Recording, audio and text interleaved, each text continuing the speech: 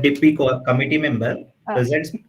Please start again. Recording has been started now. Okay. Good evening, one and all. I am Sandeep Desai, ATAL FDP member, present before you this first session of day 5 in week 1 of the ATAL FDP RSAML 2023, organized by Department of Electronics and Telecommunication Engineering, YCCE Nagpur. This session would enrich you with the zeal of experiences from well-known academicians and professionals from the remote sensing fields. Today we have with us a learned expert from the area of remote sensing, Dr. Anand N. Shakya, sir, from MRSAC Nagpur as our speaker.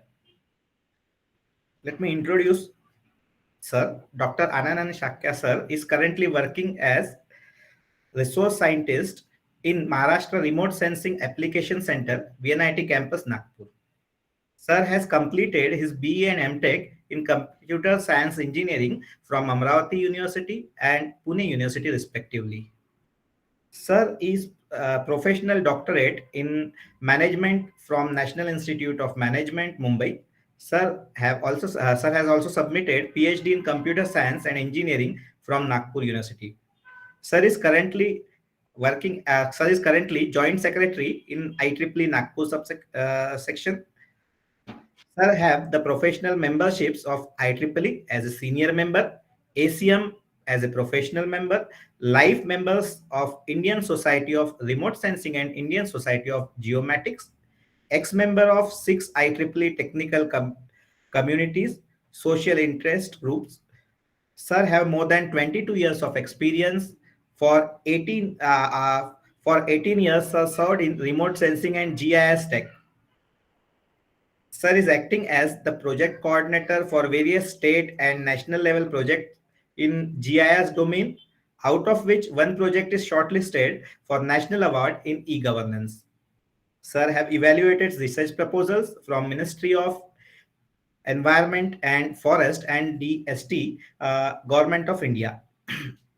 Sir have presented more than 27 papers in national and international conferences, journals, including IEEE and Springer publications. Sir have published 4 book chapters, 2 chapters, out of which 2 chapters are in Springer, one is in Taylor and Francis, and 1 chapter is in Tata McGraw-Hill publications. Sir was ex-member of Board of Studies in CSE at VNIT during 2007 to 2009.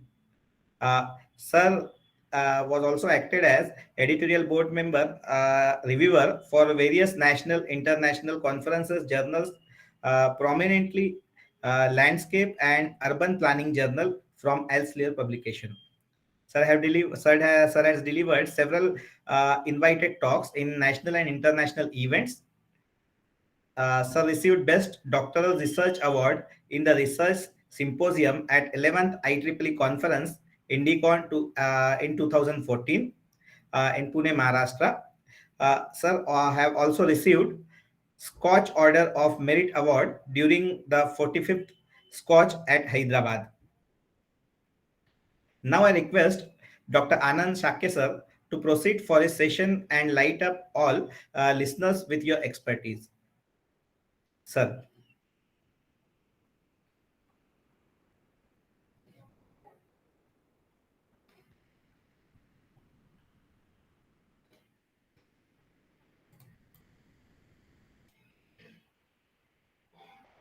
Shakya sir, please. Am I Yes, sir, audible you are now? audible. Okay. Good evening, all. Sir, please share your PPT again because I have shared our yeah. PPTs earlier.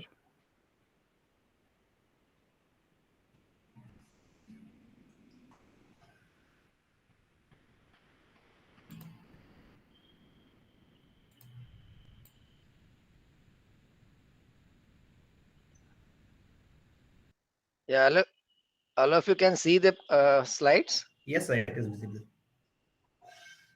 Yeah. Good evening, all. Thanks the host for giving me opportunity to share my knowledge in this domain of remote sensing, especially in the satellite image processing. and applying some machine learning algorithm on top of this satellite images, which are very complex in nature as compared to the normal images. So let's start without wasting a time because we are already running out of late. So before understanding what the domain, we should have the fundamentals. We should understand the fundamental first. So very from scratch that I will explain what is remote sensing basically. So remote sensing means everybody does remote sensing in daily life. Like reading a book is also an example of remote sensing. So the gist of the remote sensing is nothing but the acquiring the information about an object without touching it. That is just an brief, we can say that in a very layman language, the remote sensing is. For carrying out such kind of thing or mechanism, we need some kind of components. So what are that component that remote sensing needs in its working, operational working? First is the source of light. So source of light is one of the component, essential component, we can say that, even though it is not mandatory, but it's a essential component, sun energy. And it needs some medium. Obviously, it needs some target about which you want to know the information. And of course, it needs the camera or the sensors basically to acquire that information. So this is just a basic of what the remote sensing is. Glancing to the history of the remote sensing, earlier the people were used to were using the balloons for remote sensing activities. Then people have started using the aeroplanes, like the lidar technologies and all comes with that aeroplane. And now people are using the satellite, and even now the people are using the drones. So that is the latest one in the domain of the remote sensing. uh, as far as platforms are concerned, I already told you there are satellite remote sensing having the platform of optical. It is called also called the optical remote sensing. Other one is the aerial photography that is done to the planes based on the lidar technology. And the when the simple camera or the camera based or the location based services that are captured through the GPS enabled cameras basically. So that are the same platforms that remote sensing used. Talking about the types of satellite, yes, remote sensing broadly classified, whatever the satellites are there, they are broadly classified into two categories. One is called the polar remote sensing satellites, which are based on the polar sun synchronous mechanism. And another one is the communication satellite, which are usually a geostationary one. So what is the difference between these two? The remote sensing, that is the polar sun synchronous, means obviously it is synchronizing with the sun time basically. It has the orbit which is synchronizing with the speed of the earth, and that's why it is capable of taking the pictures. And it is located in the sky near about 700 to 900 kilometer above the earth surface, whereas the communication satellites are not rotating, or it is not having the orbit and all. It is just a stationary satellite. It is stationed at one point, and from there it is helping us, the human beings on the earth, for communicating with each other. Like mobile phones are the best example. And these satellites are based on the located at the 36,000 kilometer above the ground. uh, Again, we should know, before processing the satellite image, we should know what exactly the fundamentals of that. So how the information is acquired by the satellite image? So usually it's very simple mechanism. When the sun rays from the earth sun rays from the sun bombard the earth surface, on the upon the earth surface, then there are many phenomena that are anticipated into this. That is, some may be emitted, some may be reflected, some may be transmitted, some may be absorbed, some may be scattered. So the reflected sun rays or the energies which will be captured by the uh, this analog energy is captured by the sensors of the satellite, where there are some CCDs, charge coupled devices, which are capturing that energy. And then there are some A to D converters which are converting this analog energy into the digital form, and hence we can now it is possible to get that digital image out of this. So this is the simple mechanism based upon which the entire remote sensing domain works. When we say the modes of image acquisition in remote sensing, yes, there are two types of mode. One is called the active remote sensing, other is called the passive remote sensing. Yeah, active and passive. When we say passive, though, so there is no extra or external source as such while in the operating this particular remote sensing uh, type. So it works on basically optical technology. Means the sun rays are the major playing major role into this passive remote sensing, because there is the source is, as we have seen, that one of the component is the source, the light source, or sunlight, we can say that. So in this case it is called as a passive remote sensing, when we are using the remote sensing, or we are acquiring the image in the daylight, basically in the presence of sunlight. So it is a passive remote sensing. And when we say the active remote sensing, so that is possible even in the night when there is no sunlight. So it works on basically that radar technology mechanism, or you can say the bat mechanism. Why the bats are flying in the night? That is the simple reason that everybody knows, the concept of that backscattering, we can say that. So that is what the active remote sensing. In nutshell, when we think about the any satellite image on this earth, so they are broadly classified into the three categories. Two categories belongs to the passive remote sensing, that is called multispectral image data and the hyperspectral image data, and the other category is microwave image data. So now we'll see some of the advantage and disadvantage of this satellite images. Multispectral image data will looks like this. It will be all the vegetations are converted into the red. So the reddish portion is nothing but the greenery part, where we can represent. Why it is done, that we'll see in the subsequent slides. And your hyperspectral data is usually a monochrome kind of image, means the black and white image, but it is having the band combination right from more than 11 to 250 bands it may have.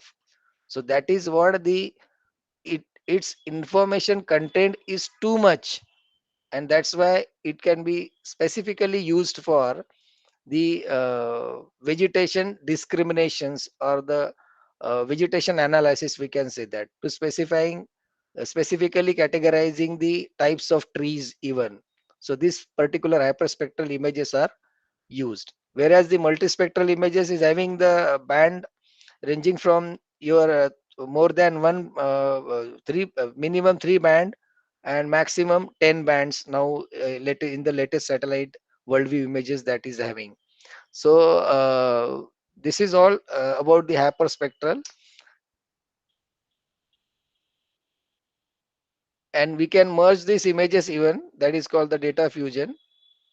And this, what the blurred image you can see, that is the microwave image, is so noisy, and it is still under research. Processing this image for the useful or utility, or for any application, is still under research. The speciality of this microwave image are uh, it is utilized in the, even there is no source of light, because it works on that active remote sensing mode, means where the external source of light is thrown on the surface of the earth and the image is being captured. That's why it is so blurred that it's very difficult to extract the information. Then people will think that why to use such a kind of image where it is not cleared much. So it is having one very special utility. It can detect the moisture content of the earth, means the water content uh, based any application. For that it is useful. And when we say the other type of optical images, that is based on the optical technologies which works in the sunlight, so that optical images having the drawback that we cannot take the pictures when there is a cloudy conditions, in case of the monsoons. So the remote sensing scientists had made this provision that even in the monsoon, if you want to do some analysis part like flood analysis or whatever, so that can be done using this microwave data or microwave satellite images. So that is what this provision is made. And but still this part is for ENTC people, it is much more challenging job. It comes under your signal and processing. So you can have the R&D, n number of R&D, still it is under R&D stage, this particular sector, microwave data processing. And if you want to know what are the worldwide satellite and its sensors, so uh, there is one website, that is www.itc.nl. That is the ITC Netherlands, it is called as. In Netherlands, there is a big institute of this GIS and remote sensing, the worldwide big institute where the all research happens. So that is called ITC Netherlands basically. So on their site, you will find every type of satellite and what is the purpose of that satellite, what are the number of bands used, and what is the mission for that, for what it is been used, and what sensors it has been is been used into this particular satellite. So all entire worldwide list you will get onto this particular satellite. For research purpose, you can always contact to them and get the free data even. Now, talking about again, mm, somewhat deep into the technicalities of remote sensing, yes, it works on your EM spectrum, that is the electromagnetic spectrum, where your visible band ranges from the zero point 0.4 to zero point 0.7 micrometer, and that NIR band is just adjacent to that. So until and unless the infrared band is combined with your visible band, you cannot have the satellite image. Nowadays drone images are also colorful, means RGB based, but it don't have the IR band in the drone images. So that's why we cannot mix its this, you are calling it as FCC, that is a false color composite. What is that? We'll see in the subsequent slide. So this is how the band combination and especially the remote sensing is using this kind of EM spectrum bands. Now, just again slightly before analyzing anything or before applying any machine learning algorithm onto the satellite image, you must know the basics and how the digital image is formed, or what are the basic things that is playing important role in formation of the satellite image. So spectral behavior of remote sensing images. So you know that radiations of each and every object on the earth is different, like river, roads, crops, forest, even living things and non-living things also. It is having the different radiations. Why is it so? Why is it so?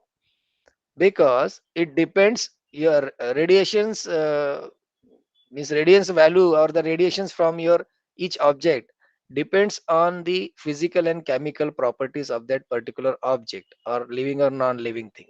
And obviously every individual living or non-living thing or even every object has its own different chemical and physical property. That's why this radiation behaves differently for any object on the surface of the earth.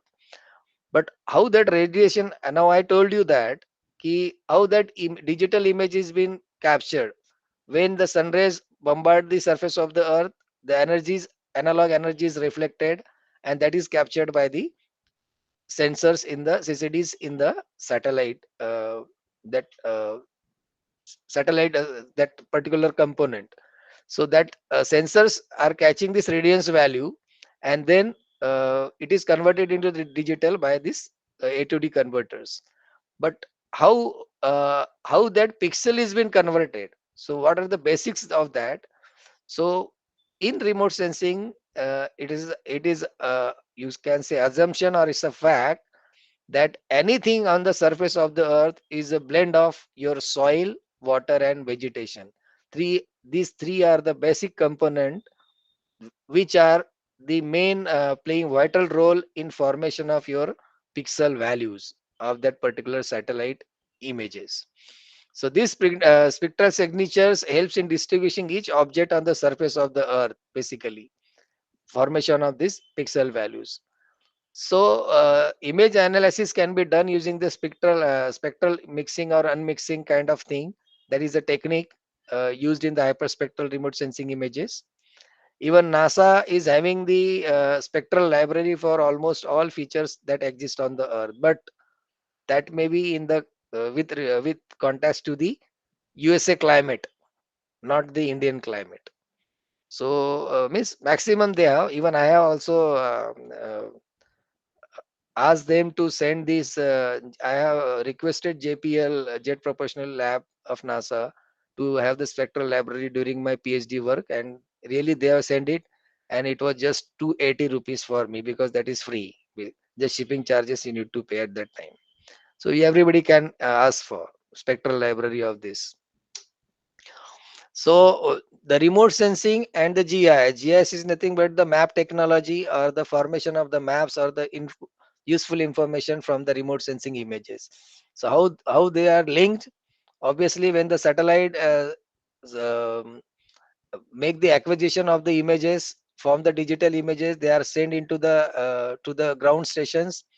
From ground station, earlier they were using the reels kind of thing for storage, but now the external hard disk, smart disk, every storage, now the clouds are also available for the storage. So storage media has been changed. Then satellite images form. On top of the satellite images, the visual interpretation is being done. Earlier that interpretation was done manually, like topography that we are, that topo map we are creating in our engineering, basically. So earlier that was used the manual mechanism, but now the heads up digitization on the computer itself, there are softwares using which you can do the digital cartography. It's basically a cartography, means creating the maps, GIS maps.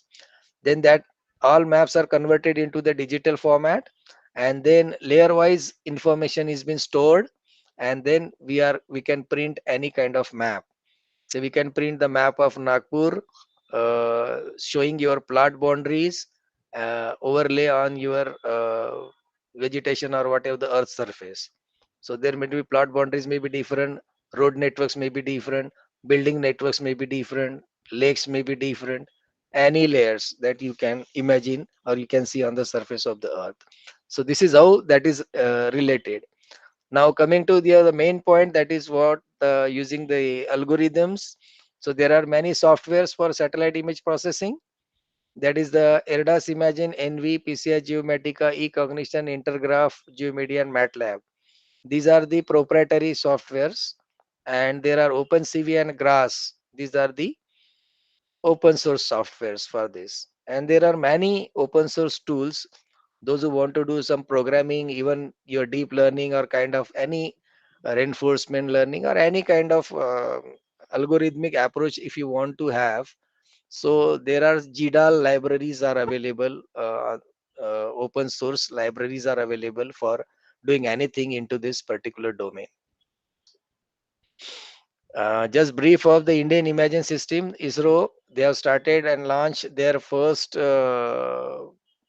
satellite right from year 79 to 81, and we come back with a long journey and so many satellites. Just few of them I have just shown you.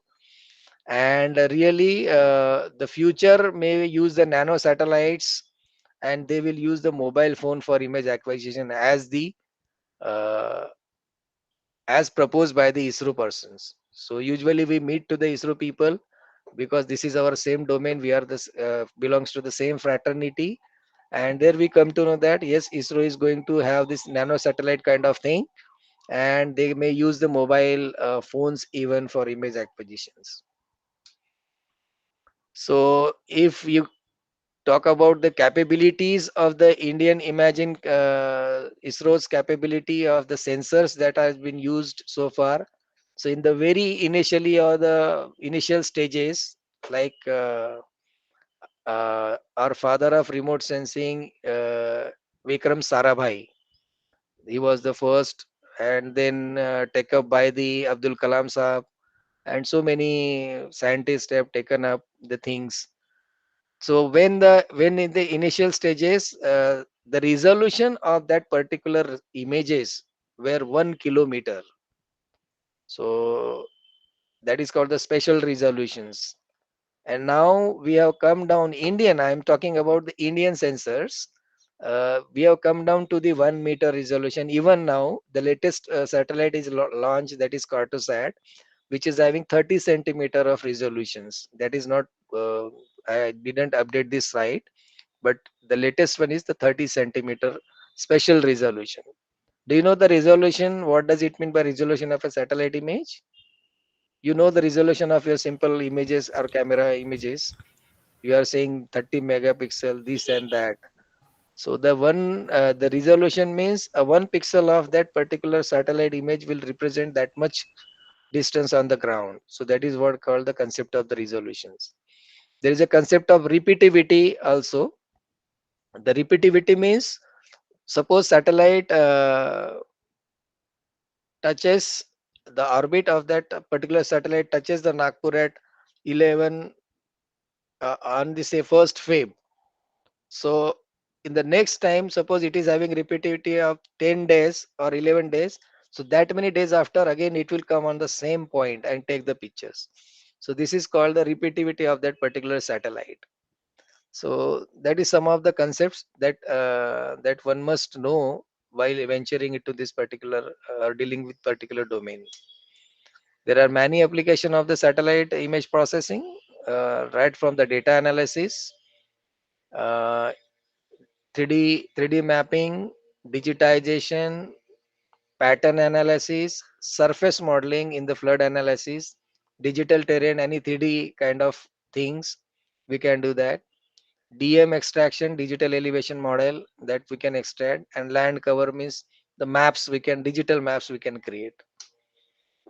Now, as I told you, for better interpretation of the satellite image, the greenery part is converted into the reddish red color. Means the IR band is that band combination is made such that all vegetations will reflected into the red colors. Why it might be done so? It might be done so means it is done just to have the better interpretation capabilities. You can see now the green part. The green part may mix with the buildings, and you cannot draw the buildings very well when the greenery part is mixing with the signatures, other surrounding signatures. But when it is converted into red, so other features are differentiable clearly. So for a better visual interpretation kind of thing, this particular FCC, false color composite, is made. Otherwise, when you treat the green color of vegetation as a green in the satellite images, so that image is called as a NCC, natural color composite. So this is the way. But now you can see this under inside the stadium, whatever the green color of ground is there, it remains as a green. In fact, it was now the dark green. But I have already converted all the greener part to this red color. Why this color might not have changed? So this answer of this question is, I already told you, every object have their own physical and chemical properties. So that is the answer and the clue to this question. Means this stadium is not the natural one. Otherwise, it would have converted into the red color. It is the artificial grass. Might be hockey's stadium or what. It's artificial grass. That's why its reflectance will be not natural. It don't have any chlorophyll content, so it could not be, that band information could not be converted into the red color. It is still green because its property is different than the natural vegetation. So this is what the minor observations, and this is what the NCC and FCC concept of this satellite. You can see now clearly when we see the green left image on the green color, the other features like land features are mixing with this. But when we convert into the red, you can see clearly that all the differentiation between the two features, land features basically. So this is what the feature extraction or the advantage of the FCC, we can say that. And there is a provision to convert this all green vegetation into the red just for better visual interpretation. So coming to the satellite image processing, now we'll go to the somewhat digital image. I will skip up that GIS part because it is not under the scope of this lecture. So let us understand the image. We understand the pixel now. The leftmost image is clearly showing one pixel. The middle one is combination of pixel, and if you again uh, zoom that pixels, so you will have the clear identifiable objects pictures, we can say that. Like this resolution works. So human can understand very well that's analog image. Human can understand the mirror as such, but computer cannot understand this is mirror in the image. So computer understand it by means of or by virtue of your 2D array or numbers, that is 2D matrix basically, and that matrix is nothing but the pixel. It's a DN values, digital number values. So I will not go into the details because everybody know digital image processing, or those who are attending this. But they just how it is related to remote sensing domain, that I just want to, that this image acquisition concept already explained. Sun rays are bombarded on the surface. Then imaging system is there, which is converting this into the uh, analog to digital, and then we are getting the digital output. So what is pixel? Everybody might be aware of long form of pixel. That is a picture element basically, which is representing numerical values, and that is also sometimes called as a DN values. And there is a concept of pixelizations that is having much better. You can see that if you pixelate, it will be blurred, and it will go on with the pixel size or the resolutions. It will go on clearing the pictures. So this is the original image. This is called effect of pixelizations. Now, where it might be used in the remote sensing as well, or in the general domain, everybody knows that it is used to hide the identities, as you seen in the TV or what, or it can be used to clean up your images, removing the noise and all. So regarding now how the color images are formed, I don't go into the much detail. Everybody know the gray values range from 0 to 255, and the color images have the three bands basically RGB, and they are RGB bands in the satellite image are placed in the form of 2D arrays, the individual arrays, and there is a another even that sequence may be like individual red band, red, green, and blue bands, but the sequence may be another sequence. There Chomsky, some scientist had proposed this sequence. You can arrange it RGB kind of thing, and the combination may be different. So that depends on us and the application that we are using. I want to give just highlights of that. If the video of the 1 second have the 30 frames, that is the 30 color frames, means 30 into 3 3 bands RGB frames. So that is 90 images we need to process for that. If the image size or the resolution is 256 by 256 and our quantization level is 8-bit, then computer need to process 256 into 256 multiplied by this quantization level multiplied by his number of images. That much volume of data one has to process for processing 1 second of video. So that is why video processing is again a challenging job for our researchers. So that is the thing. Now coming to the classification part, image classification. Now using algorithms, we are going to classify the image. Traditionally, there were conventional classification algorithms people were using. Then people gradually in the remote sensing domain, they try to use the researcher try to use this subpixel classification. Then some statistical based classification like your maximum likelihood and all. Then your learning based classification based on your fuzzy logic or neural networks. Then people have started making combination of your statistical and learning, that is called statistical learning based soft classifications, that is support vector machine, example of that. Then people have started adding the contextual to the statistical learning based soft classifications, like using GA they can optimize the feature and then give to this. Then the evolutionary learning approaches, kind of genetic algorithm can be mixed into this particular algorithms. So I will just demonstrate how it can be used. During my PhD work, actually I have used it, so I can show you that. So this is simple modus operandi of how satellite images classification is been done in the remote sensing domain. Say you take any remote sensing image, whether it is multispectral, hyperspectral, or microwave, you need to geo rectify that data. Means you need to give that images the uh, earth reference. So giving the earth reference is nothing but the geo rectification, it is calling it. Then we need to create a training data out of that. For that you can use some ancillary data, kind field data also, some going to field and marking the exact fields and the uh, known known data, we can say that. Or you can use the Survey of India topo sheets or any GPS technology for having this training data set. Then we can use the classification algorithm, whether it is soft algorithm or hard algorithm.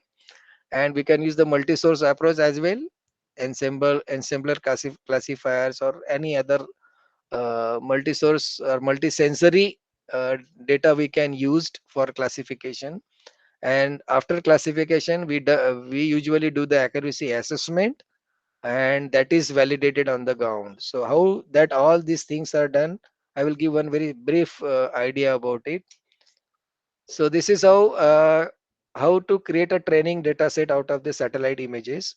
So suppose this is one village satellite images, and now my target is to classify the cotton fields from this entire image village. So how everything looks red for me, the visually it is not it's next to impossible to identify or differentiate the crops, basically whether which is cotton, which is soybean, which is brinjal, or which is paddy, whatever it may be. So now we are usually collecting the pixels from that each field for creation of a single training site for classification of image. And here the software or the algorithm may give you the pixel count as well, and it can show your area as well, how much area it covers, because pixel is having distance. I already told you the concept of resolution. The concept of resolution is based on the pixel, and pixel have the dimension. Say we are now Google Earth, everybody knows, is using 50 centimeter of data. Means resolution is 50 centimeter. Means one pixel of that image represent 50 centimeter on the ground. So obviously it's a object is a combination of so many pixels. So but when we collect the pixel, you can always calculate the area also. So that is useful in the crop identification or the estimation. So like that, you are collecting the different training sites from the different variety of signatures, we can say that, of that particular crop. And you can see or ensure the number of pixel almost same or may vary accordingly. And when we give it to the algorithm, then it can classify like this. It can classify all the cotton fields from that particular satellite image. And then there is a task of validating whether the classifier or the our algorithm, whatever machine learning algorithm, has performed well or not. So that accuracy assessment has to be done. So there are some validations or accuracy assessment tools also in the remote sensing that we'll see in subsequent slides.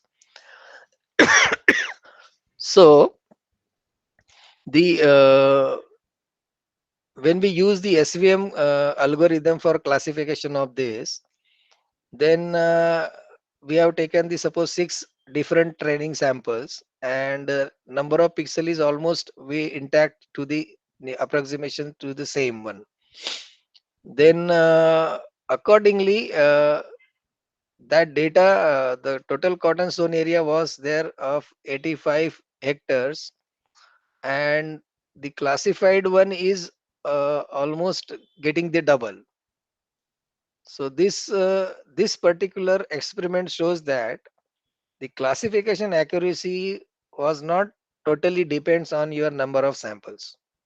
So that conclusion I draw from this exercise.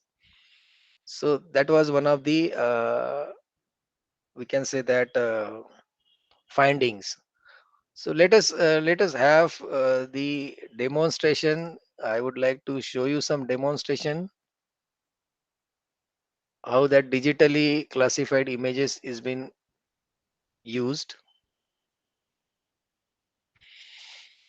So this is the software. As I told you, we need to take the training data sets. So I will make it some hurry because the video is of 23 minutes. So this is just I am showing you the satellite image. This is the Arjuni Morgaon Taluka of Gondia district, where the reserve forest are there. Now my objective is to classify the forest. So it is next to impossible if I ask you to do it manually. So here we are using some supervised algorithms for that. Here is a signature editor where we are collecting the training samples, that is called signature collection of signatures. So that signatures we are going to collect. So I will make it some fast.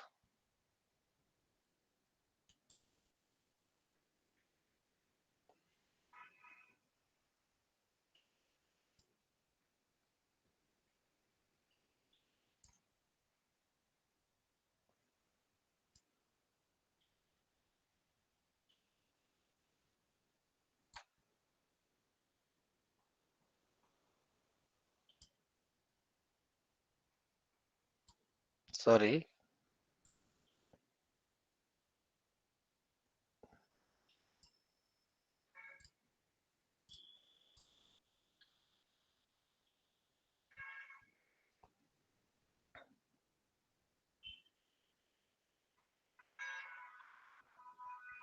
So this is the satellite image. This darkest part of this image is the forest. It has a flush green, so that's why it is more dark. So there are some supervised or unsupervised approaches to this.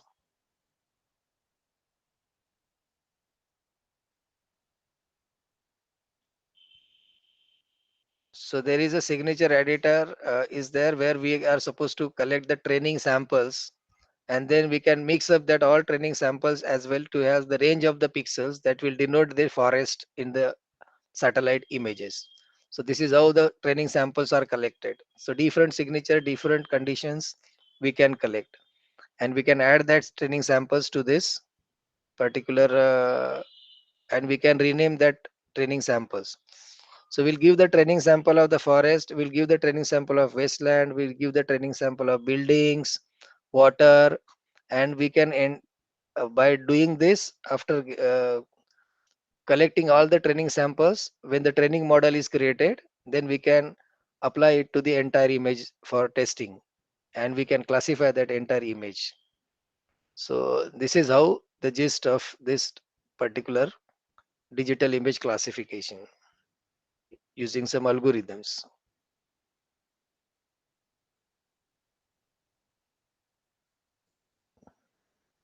So this is how the number of training samples can be collected. F1 means forest, W1 means water, WL means wasteland. So these I am now collecting the water samples. This is very rude images, huh? That is called AVIP sensors, which is having I think 73-meter resolution. Because for major applications like forest identification, kind of the where the major area is covered by that particular entity on the earth surface. So for that we need not to use the Google Earth kind of images.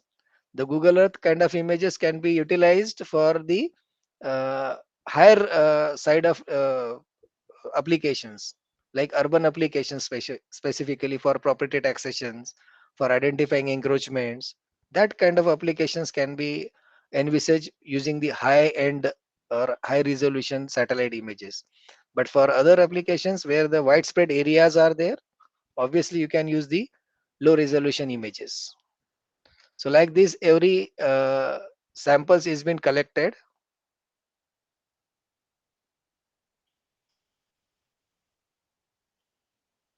Even I have collected the agriculture area. See, F3 other. So I put other those who are not identifiable into the other category, like wasteland and all. They are in the other categories. So this is how the signatures are collected. Even you can give the color coding also to the each classes that you want to classify.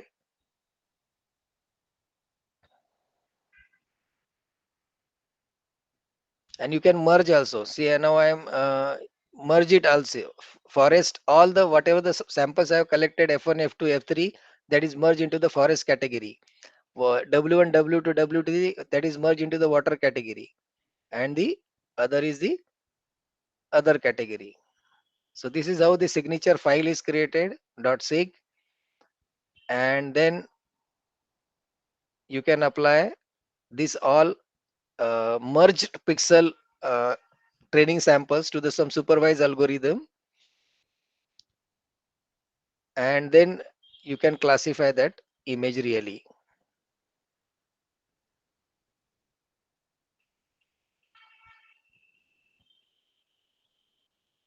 So this is this is original satellite image. Now after application of this algorithm or machine learning approach, we can use the many algorithm, or some we can customize even our own algorithm we can apply by designing the our new, like deep learning and what was not the part of this software, but you can apply that one also. There is a provision of customizations.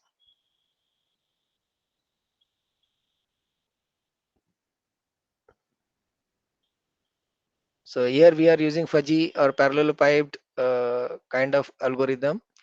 If you use the simple maximum likelihood algorithm using the probability approach, then it is now classifying, and it is said 100% it is done.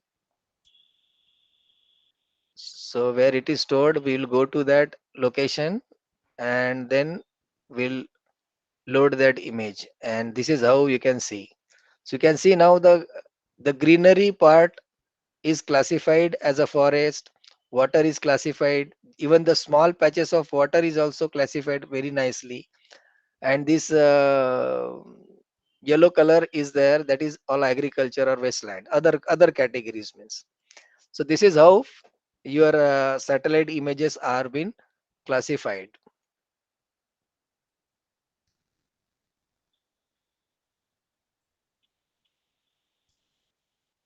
So this was the just an demonstration, we can say that. Just now I told you this is what the Arjuni Morgaon, and this is what the classified output of 2007 images AVIP sensors. Like that, you can take the different years images and you can classify for the change detection, how the water is increasing or decreasing, forest is degrading or not. Means the changes on the earth surface you can always uh, you can do using this satellite image, that is called change detection. So this is the reserve forest area estimation. See, survey, according to survey of India topo sheet, the area of this reserved forest is supposed to be 48.21 square kilometer. When I took the different year image and different sensor image also, then I classify this area. So you can see that it is near approximation 44, 46, 47, 39. It's almost near to this uh, value, because in forest the plus minus 10% also is good enough, you can say that. So that is why it is so important that this classification or the machine learning approaches on this particular satellite image are so important that even department can utilize this kind of things. So here's a data sample, one orthoretified image of least 4 sensors and the cartosat. This is clear one. This is having color combinations. And when both are merged, or it is called the fusion, data fusion. When both are merged together, then it will take the color of least 4 and the clarity of cartosat one. So that is what the concept of the data fusion basically. So we can apply the different algorithms like ISO data, that is unsupervised approach, minimum distance, parallelepiped, like maximum likelihood, that is the statistical base, and SVM also. So I have checked the accuracy of this. So somewhere this parallelepiped maximum likelihood has given 100% accuracy for classifying this small one sample image, and SVM has done it. There is a concept of kappa coefficient which is measuring the output of digital classification image. Again, some accuracy assessment on this cartosat image is been done independently. So earlier it was on least 4 image. Now this is on the cartosat image, but still cartosat image, on cartosat image also SVM gives the 100% result, accuracy result. But these two maximum likelihood doesn't give that much result in the cartosat one, because every algorithm behaves differently with the different sensors. So we need to optimize that all algorithms according to the different sensors of their satellites. And when the merge data that I show you, like here this one last one, so when I perform the algorithms, apply the algorithms on the merge data, so again SVM stood 100% over there. So that's a difference, different experiment that we have done, ki how many algorithms are, how the algorithms are behaving with the different sensors and satellite images. Here now the entire taluka, that was the very small image, and now this is the entire taluka image of Satara. I think it is Satara image. So like this entire image, this is the list 4 image, this is the black and white, this is the merge image. And when we do some visual interpretations, sorry, this is the Fulton taluka of the Satara, not the Satara taluka. It's a Fulton taluka of the Satara, entire satellite image of that taluka. So visual interpretation, and this is how the classified output we can get, or after visual interpretation also we can get the output.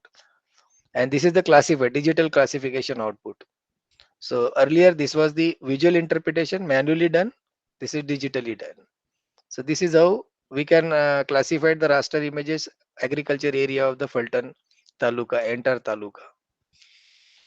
So for doing this, we are collecting the some ground truth information also, and using the ground truth information and the digital classified data, we are calculating the kappa accuracies.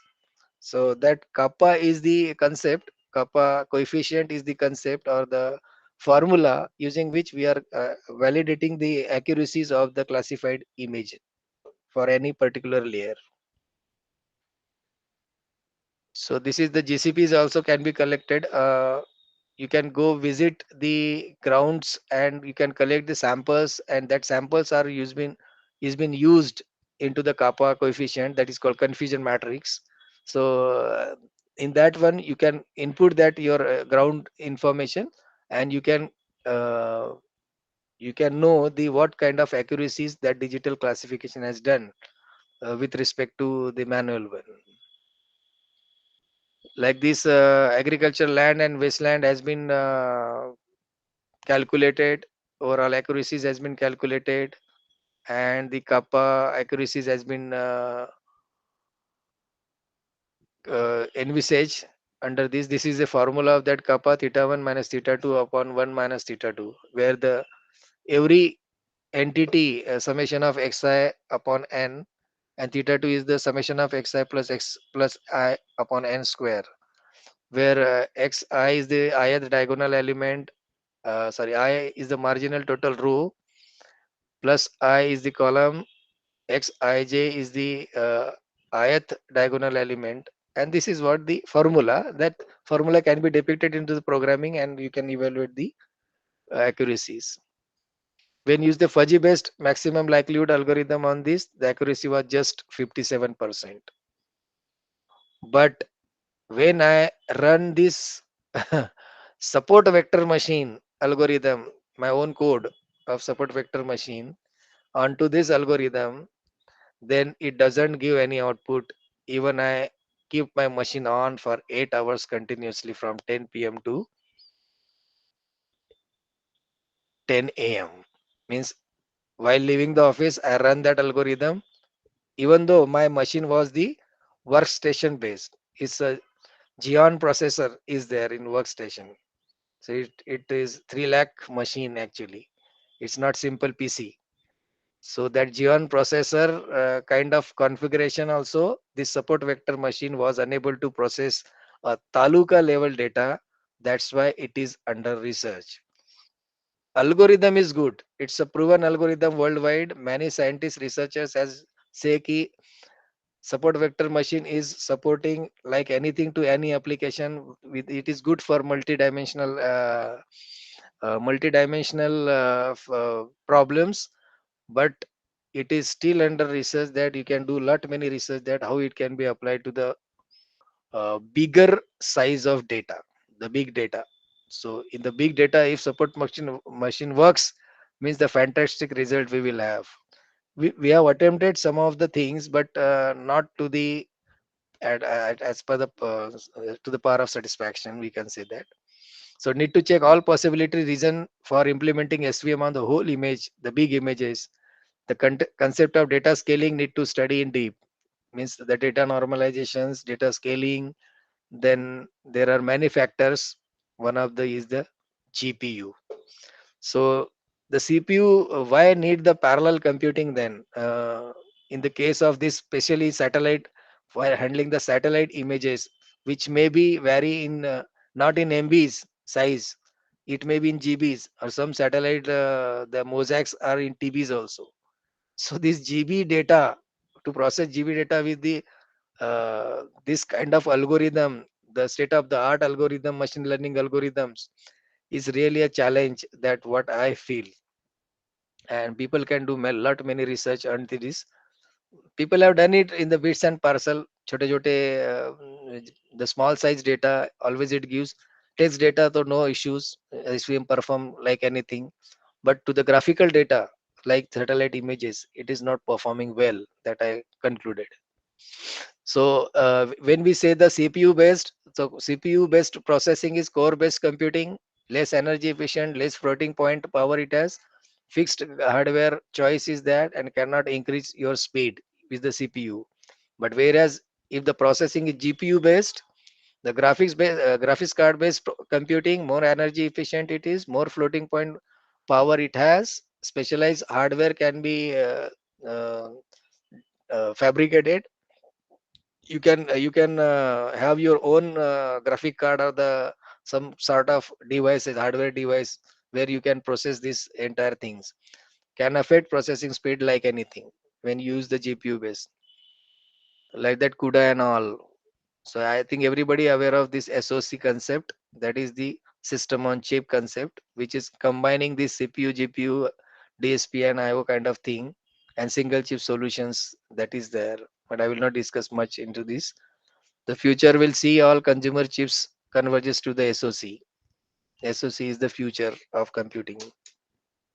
These are the tools and resources. WebGL libraries are there.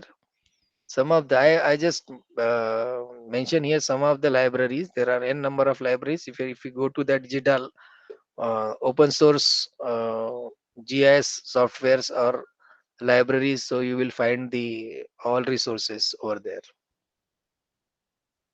Yeah, one of the attempt that I have done on the big data analysis on satellite computing is the I have now I could contemplate that what could be the best combination of doing, but for applying the machine learning algorithm on the satellite images. So here is the combination that satellite images classification can be improved by SVM. Then we can optimize the features of the satellite image as well as the parameter of the SVM also using the genetic algorithms. So that can be given to this GPU kind of thing, and even in using the R, that can be parallelized and given to the GPU process. And after this GPU, the big data Hadoop structure can be utilized to have the parallel computing of the tiles of the satellite image. That may give you the results in optimum time. I don't know, but somebody has to try it then. I have tried just a very small thing over here and get the good result. I get the reduced time as compared to the normal CPU based computation when I use the G and GPU based combinations. So Hadoop, you know already SDFS and MapReduce is there.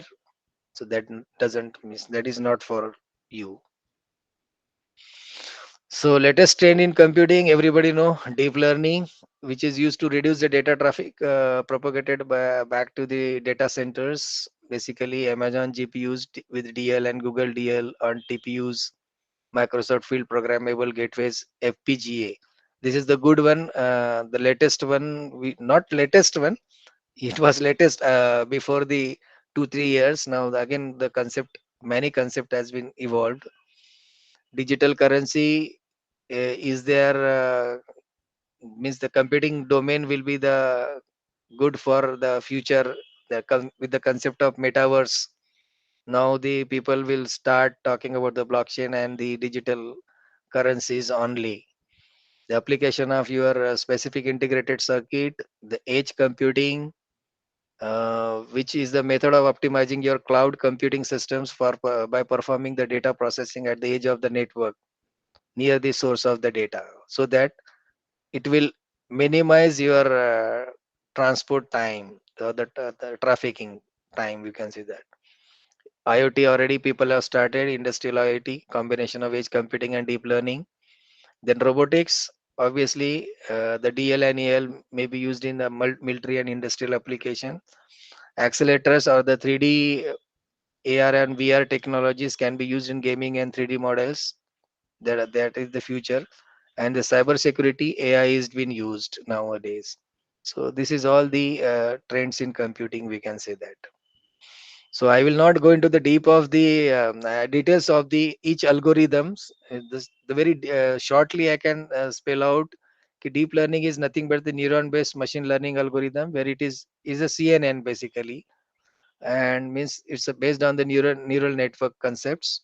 The only advantage that deep learning is it is having the auto encoder uh, for many non output layers basically. So that is the, and several nodes also it have. But the auto encoder means it is manipulating the adjusting these values, computing time and all according to the local context. The is near to the output layers basically. So that is the basic advantage of the deep learning. Now I will not explain what is machine learning and all. These are the some algorithms, machine learning algorithm. I already told you, statistical based, K means maximum likelihood, neuron based, neural network, MLP, NN, and fuzzy based, fuzzy FCM, kernel based is the support vector machine, knowledge based is the KBC or expert system, reinforcement learning, maximum likelihood can be used, pervasive computing, that is a ubiquitous computing, we can say that anytime, anywhere. Active learning concept is now very famous. With the active labeling and all, and genetic based learning, obviously DEPSO and G can be used. I will not go into the detail. Some PCA, principal component analysis algorithm, can be used to orient all pixels of the satellite band into the one single axis, and then segregate the classify that particular band. So PCA is having good application in data visualization, data reduction, data classification, trend analysis, factor analysis, and noise reduction. Even the PCA algorithm can be used. Learning based algorithm, ANN and all, there are plus and minus. The negative part of learning base is the block box approach is there, very difficult to understand. Computation is bit slow in case of the big data.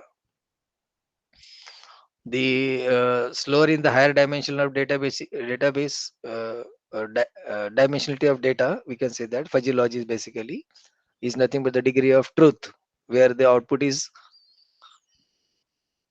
ranges from 0 to 1 basically. And the what is difference between neural network and fuzzy logic? This slide will explain you. If I ask you which one is faster than amongst these two, cheetah or snail, obviously the answer is cheetah. Now, when there is a definite answers, then that problem definition lies with the neural network.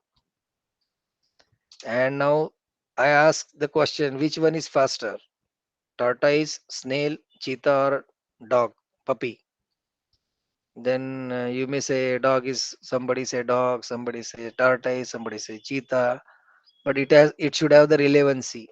So solution is what? So when there is indefinite answer, although tortoise is also faster, puppy is also faster, and cheetah is also faster. So in that case, nothing definite. So your fuzzy logic is used.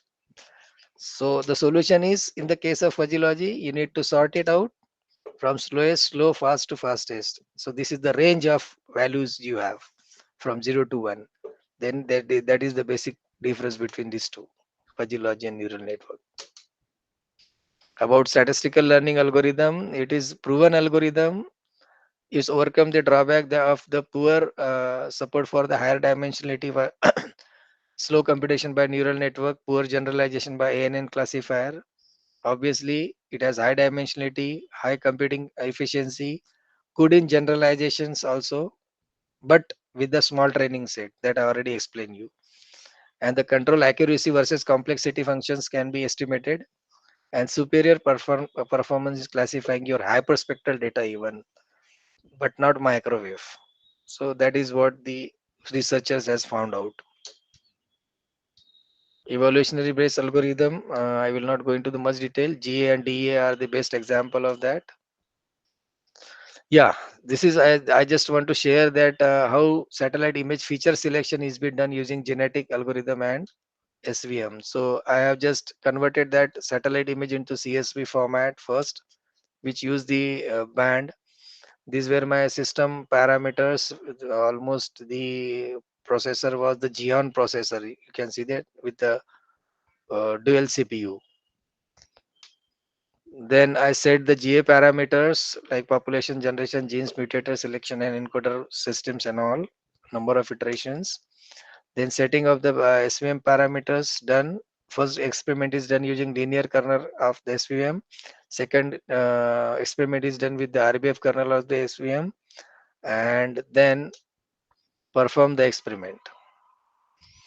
Then means combination of how the SVM and GA has been combined to compute the to classify the satellite images.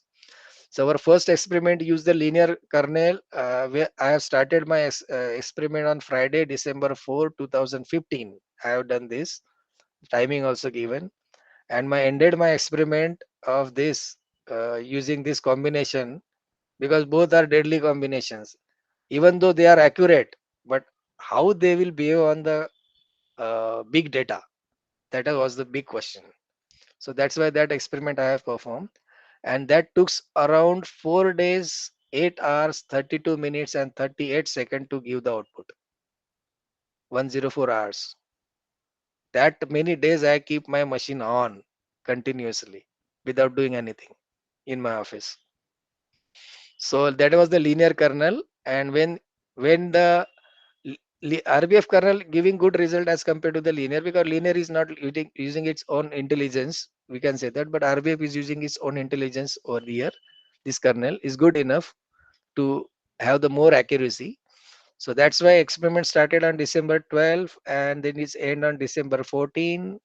So total duration was 1 day, 12 hours, 12 minutes, and 43. That is 36 hours. So that was the that was particular with the some data sets, we can say that, but that case may be reversed in if the data set may be change or some conditions may be changed. So this, in this case, this RPF kernel takes less time as compared to the linear kernel of this.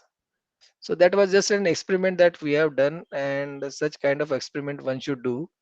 You can combine now, even the instead of GA PSO can be also combined with this SVM, and you can have the experimentation. Reinforcement learning concept can be Sir, fixed with sorry to a. interrupt you in between. Yeah. The next speaker has joined the meet. So Okay, could okay, you okay. please? Yeah, no, I'm almost done. Almost done. Yes, Almost yes, done. sir. Okay, Yeah. okay, sure. Yeah, just I will take just 2-3 minutes now. Okay, Fast. sir. Okay, thank you. Yeah, there is a, yeah, online image processing mechanisms or the provisions also there.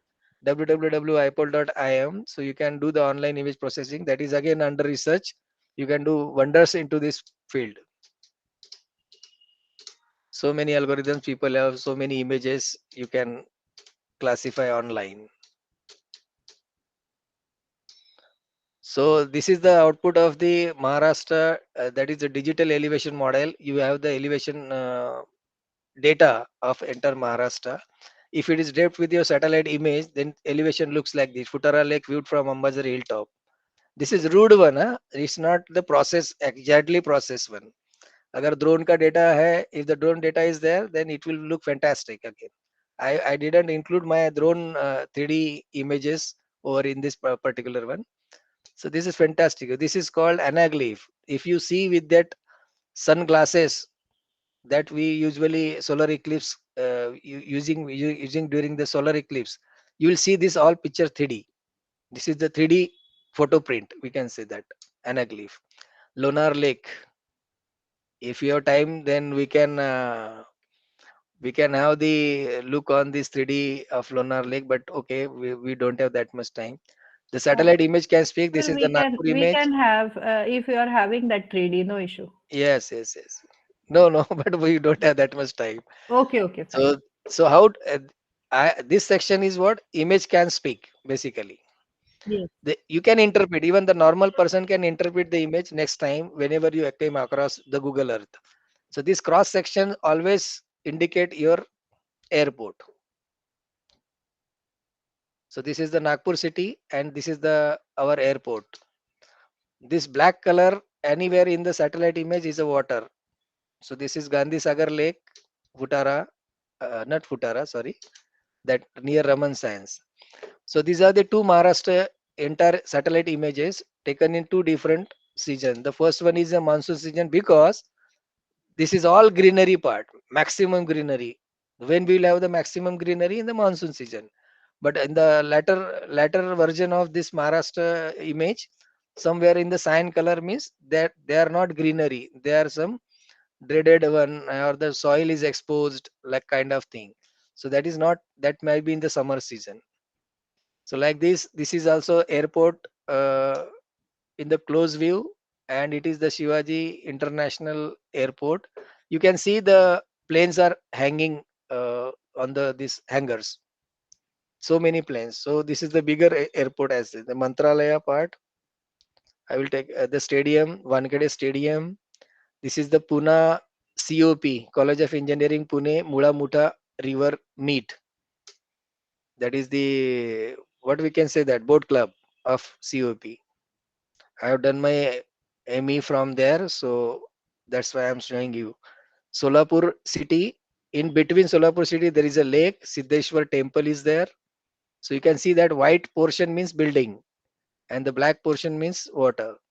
This is our VNIT. This blue color is Ambazari Lake. This all greenery, flush green part near blue color is the VNIT campus, and here our office that I am marking. So this is our office basically. Here, even in front of the garden of our office, there is a whale. You can see the black color water. This is 1 meter resolution. This is our building, and I am sitting now here in this part. This part. Sir, but the Botanical. road is also in similar color as the whale in previous image. This the And road. yeah, yeah, yeah. Road is having the not exact black color. Yeah. See, the more the black, more the deep. Okay. Okay. But road will have this kind of signature. It can segregate. Okay, fine. That's why it is contextual information has to be utilized to differentiate the even visually it is seems to be what similar, but when you go digitally, obviously It it is would be different. different, right? Right. Okay, thank Yeah, you. because pixel size ranges like anything. Hmm. This is Botanical Garden of Nagpur. This is your Vidhan Bhavan. And now if I ask you, what is this? This white color. Can anybody explain? It's a Train. train, Metro. No, not not No, metro. it is train. Oh, okay. It's not metro, it's a train. This is the stadium, but which stadium of Nagpur? Yashwant Chowk. Yeah. And you can now see in which region this image might be I have taken. Can any guess? summer. Summer. Summer. Yes. Now you can understand. That's why I say image can speak. You can interpret now. Now this is the again stadium. Which stadium? Old VCA. Hmm. Old VCA. Why? Why not new? Because of the Surrounding these area. crossroads. This, Yes. There was not so dense in Hmm. the new VCA. News. Old VCA is in within the city. This is Wadi. This is the lakes basically. Now what is this? This part. Can you see my mouse pointer? Yes. This these are the huts basically. But now my question is whether it is slum or village. It might be slum area. Okay. Very Village. because Correct. generally slum has all these houses are very nearby. Yeah. I mean, The village. the huts in the village and slums are almost same. That's why signature are also same. But the contest is Ah, village might be surrounded by the agriculture field, but slum not. yeah. Usually, Yes, yes. exception might be there. This is Association we have to apply. yeah, the contextual information that is called. Hmm. That was my actually research topic. Contextual applications, contextual parameters. This is the Godni village. Now this is also the train. We can conclude that from where this train is going, from where to where, whether it is going from Nagpur to Delhi or Delhi to Nagpur. It is going towards Delhi. Your engine is there. You can see. And which train it is, whether it is passenger train or goods train. If you could not answer it, then my entire lecture Goods, is Goods, vain. goods. goods, Goods train. Huh? Goods. Goods. yeah. Yes. Why? Some Some some tracks are empty huh, in between. color Yes. Colors. combination. Yes. I already told you that every object has different reflectance. The Hmm. covered one and the empty one will have different Hmm. reflectance, and hence you can see that some bogies are covered and some bogies are Not open. So Hmm. obviously it is a goods train. goods train, not the passenger train. In passenger train, everything will be covered, so signature will be the same. Hmm. These are the orange fields. These are the orange, flush green orange fields. These are the just there is nothing in this field. These are the saplings of that because the red color is just uh, this is the Kuwait city where you can see it is indicating water basically, and since the soil is exposed, here is the shallowness of the water, and here more blue color means deep deepest is the water level. So that is what the indication of this. Now in this image, what is the smallest and minute thing that you can see?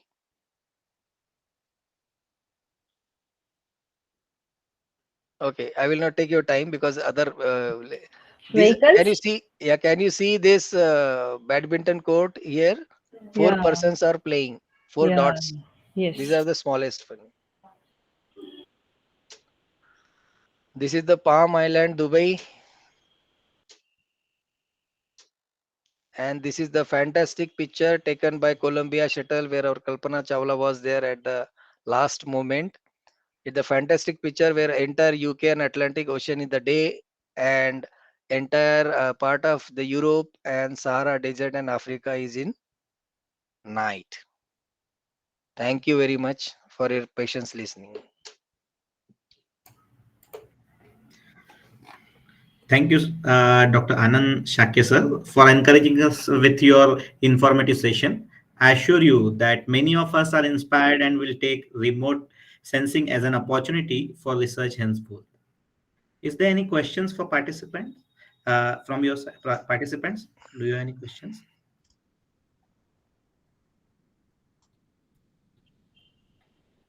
I request each one to please switch on the camera for a group photo with the speaker.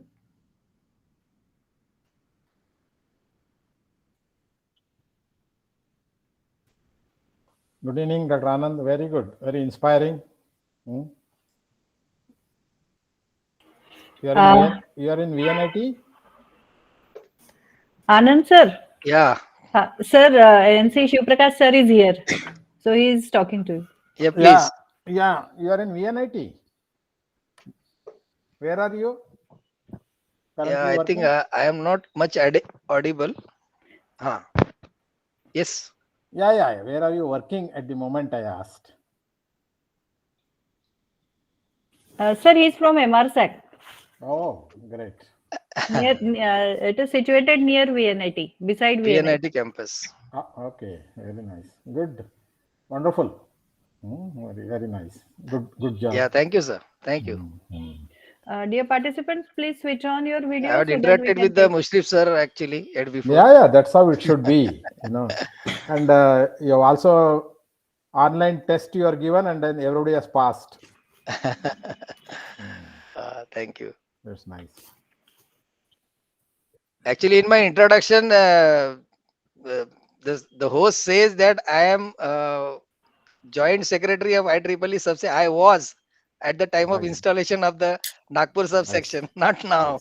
You will become the president one day. Don't worry. We'll wish you. Okay, thank you very much. If nobody has a question, then I think we should conclude now. Thank you. Yes, sir. Yes. Thank you, sir. Yeah, thank you. Thanks a lot. Shall I leave now? Yes, please. Thank you. Thank you, sir. Thank you once again. Now I would like to call upon Professor Abhishek Madankar to proceed for today's next session. Over to you, Abhishek. Thank you, Desai sir. Good evening, one and all present here. I, Professor Abhishek Madankar, ATAL FDP committee member, presents before you the second session of Day 5 in Week 1 of the ATAL FDP RSAML 2023, organized by the Department of Electronics and Telecommunication Engineering, YCCE Nagpur. This session would enrich you with the zeal of experiences, as it is from well-known academician and professional who have contributed significantly to many telecommunication fields. Today, we have with us an abreast Professor NC Shivprakash sir as our speaker, and I am very fortunate to introduce him to this gathering. Professor NC Shivprakash has been formerly working at the Department of Instrumentation, Indian Institute of Science, Bangalore. He has completed his bachelor and master degrees in 1976 and 1978 from Mysore University, and also earned his PhD degree in 1982 from the same university. Having interest in various fields like electronic instrumentation, analytical instrumentation, embedded system, and development of high-pressure DTA and its application, conducting polymers and OLEDs, he has deeply researched and contributed to these fields. He has also completed many R&D and consultancy projects funded by DRDO, ISRO, DST, UGC, and CSIR. In the last 42 years, He has published over 170 papers in reputed international and national journals. He ranked 1 in the master's examination and also won 5 gold medals. He is also recipient of Young Scientist Award of the Karnataka Association for Advancement of Science. He is shouldering many significant responsibilities, some of which includes chairman as well as expert members in committees of MOE, AICTE, NBA, NAC, and UGC New Delhi. He is the member of Joint Review Mission of World Bank TICWIP project and Mentor Plus Performance Auditor of TICWIP funded institutions. Now I request Professor Ansi Shivprakash sir to take charge and address everyone to his expertise. Thank you, sir. Thank you, Dr. Abhishek, for your kind introduction. Can I share my slides? Yes, sir. Yes, sir. Entire Yes, you may. screen or window? Which is better? You may. If it is window, then it should be in presentation mode. And if it is entire screen, then you may use it, your file. Okay, so is my file visible? Yeah, it is white, black. Okay, now can you read first slide? No. I see. Then the other.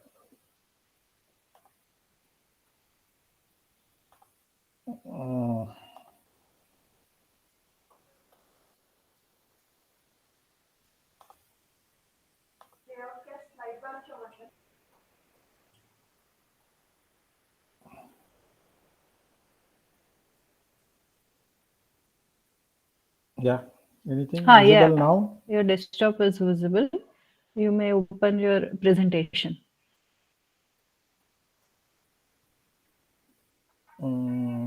Okay.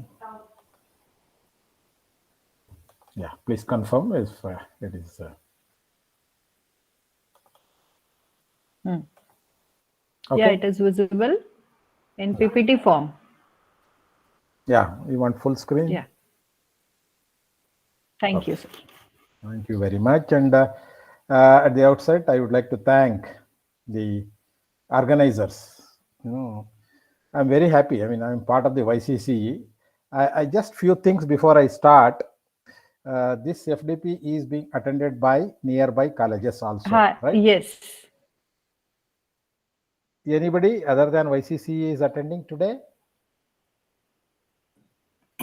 Yeah, most of the participants are from colleges other than YCCE. Oh, I see. Yeah. Okay. Good evening to all of you. And today you must be knowing that about 2 years ago that the government of India has proposed a new national education policy. So what I try to do, in the next 1 hour or so, to give a bird's eye view of some of the highlights of the education policy. Not that I can cover everything in that 1.5 hours. So, one of the Nobel laureate, I will put you in the perspective, my agenda, who came to Indian Institute of Science about 3 years ago, and he said, my talk consists of 3 parts. Part 1, all of you understand. Part 2, some of you understand. And part 3, none of you understand. But I will assure you that all of you understand my talk completely. And what I try to do is I'll speak about education, what it was, what it is today, and what is the future of education that we are envisaging. So therefore, as all of you know, that education 4.0, what we speak, goes with the industry 4.0. Today, as all of you know, that everything is a cyber physical system, wherein anything that we do in engineering is now get related to Internet of Things. So therefore, technology plays a huge role.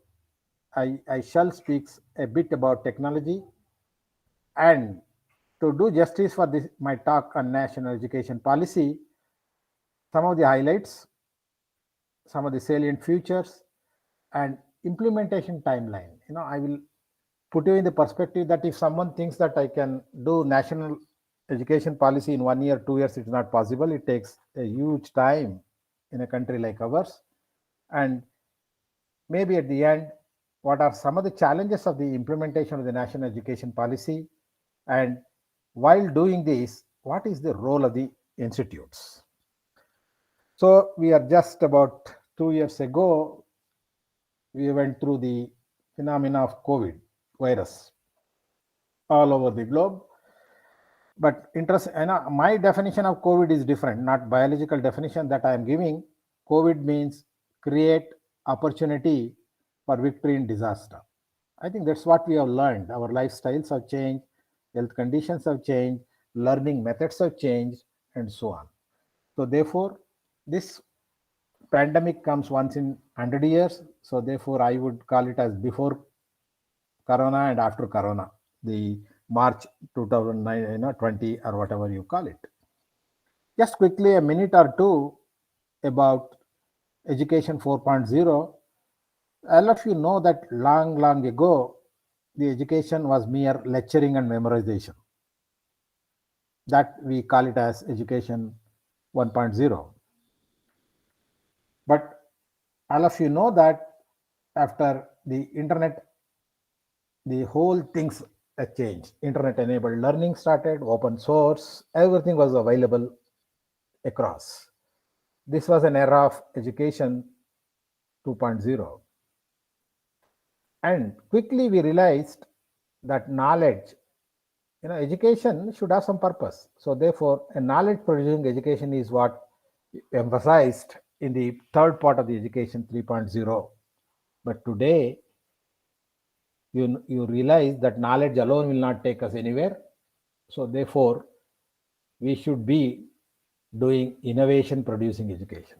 So what it means is, I'm sure that all of you, in one way or the other, while teaching, you adopt what we call it as OBE, outcome-based education. It emphasizes three things. One is our education should lead to knowledge. The second one is skill. And third one is attitude. So therefore, innovation producing education speaks about KSA. So therefore, our engineering, especially since all of you are engineers, we should be learning things in education in terms of knowledge, the skill and attitude that will lead to a good education system. The way the education has moved, even industry has also moved in the same path. If you can recollect 18th century, Industrial Revolution 1, what we call it, we used to produce only a small powered machines. Machines which are powered rather by water or steam. Very, very small, primitive one. But later in the Industry 2.0, the beginning of the, maybe during the Second World War, we started seeing the railway engines on the track. Now, in the 1970 1970 onwards, the electronics and information technology has changed the whole thing. Perhaps it has become autonomous. Today, you need not even go to railway station to book a ticket. You don't have to go to bank to draw the money. So these were all possible because of the electronics and IT in the Industry 3.0. What we are today at the end of the 4.0, because people are now started thinking 5.0 and so on. 4.0 is all about the cyber physical system. Everything gets connected. The cloud computing, what you speak, and big data management, what we are learning, everything is what we call in general terminology as IoT, Internet of Things. You may ask yourself, what is not Internet of Things? IoT in agriculture, IoT in pharma, IoT in healthcare, IoT in product design, any field, walks of life that you think of, you very well know that everything is cyber physical system. So just to give a preamble, what was an education earlier, or rather quality of education, our even great man Sir C.V. Raman said, I quote, students of today are being taught by teachers of yesterday with the curriculum which is of the day before yesterday. So perhaps this is just not acceptable in education. Maybe true in a kitchen. You can prepare your dal or any item and keep it in a refrigerator, and you have another wonderful device called micro oven. Keep it in the micro oven, heat it up and eat. That is possible there, but not in the education. So I always fond of Albert Einstein.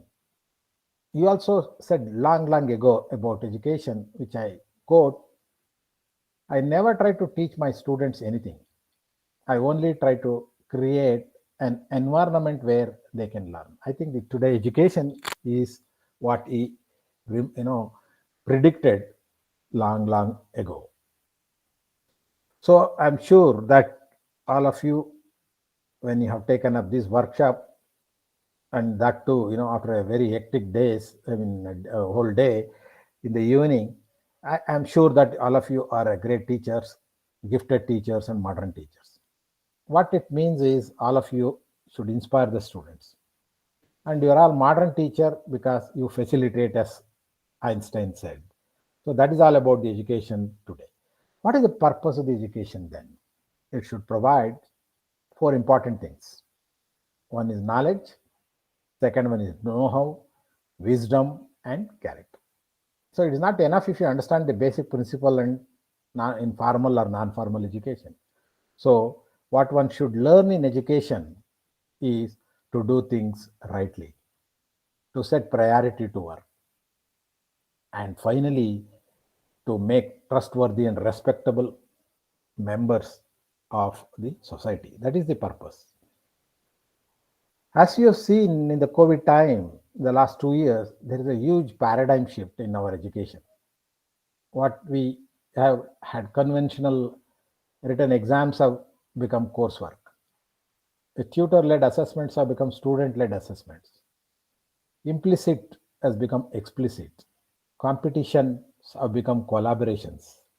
Product assessment, what we used to call as a very broad and now has become process assessment. Objectives have become outcomes. And content is very broad, has become competencies. And course assessments have become modular assessment. So therefore, the skill that is required, which I showed you a few slides ago about Industry 4.0. So the graduates whom we are doing, the National Education Policy expects that we should make our graduates to solve the complex problem. Think critically. Creativity is very important. People management, extremely important. And emotional intelligence, judgment, decision making, and so on. Finally, cognitive flexibility.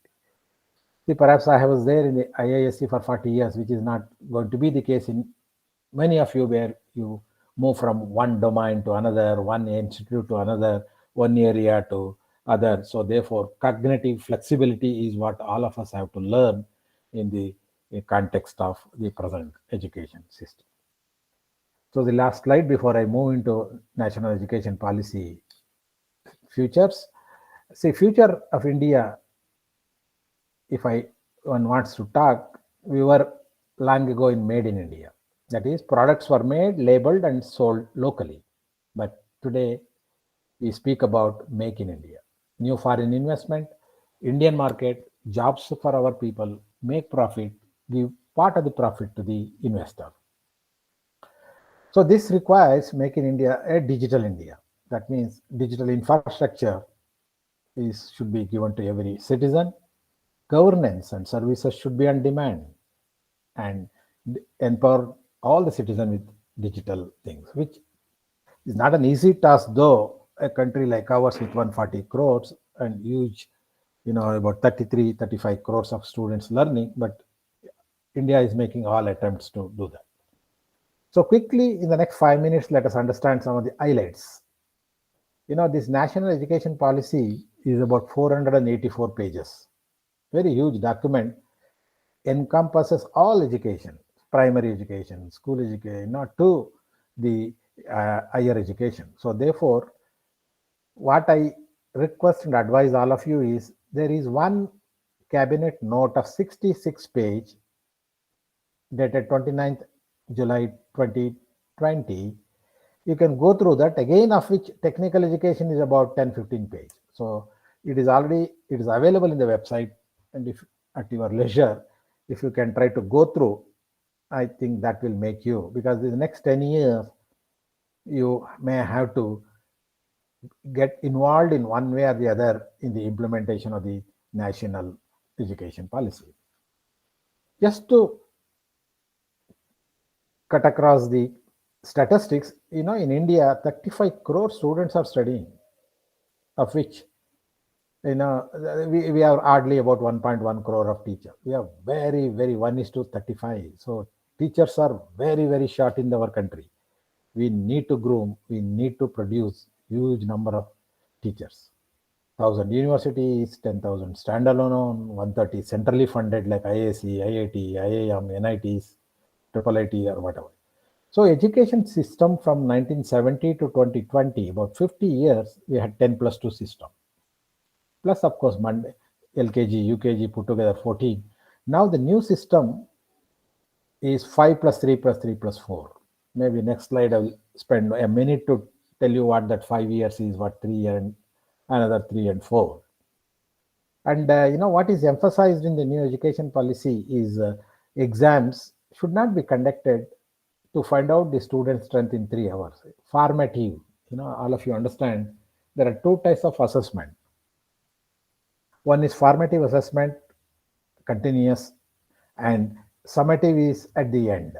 So what policy says is, exam should not be conducted from 1st standard to 10th standard every year, rather only 3 times, 3rd or 5th and 8th.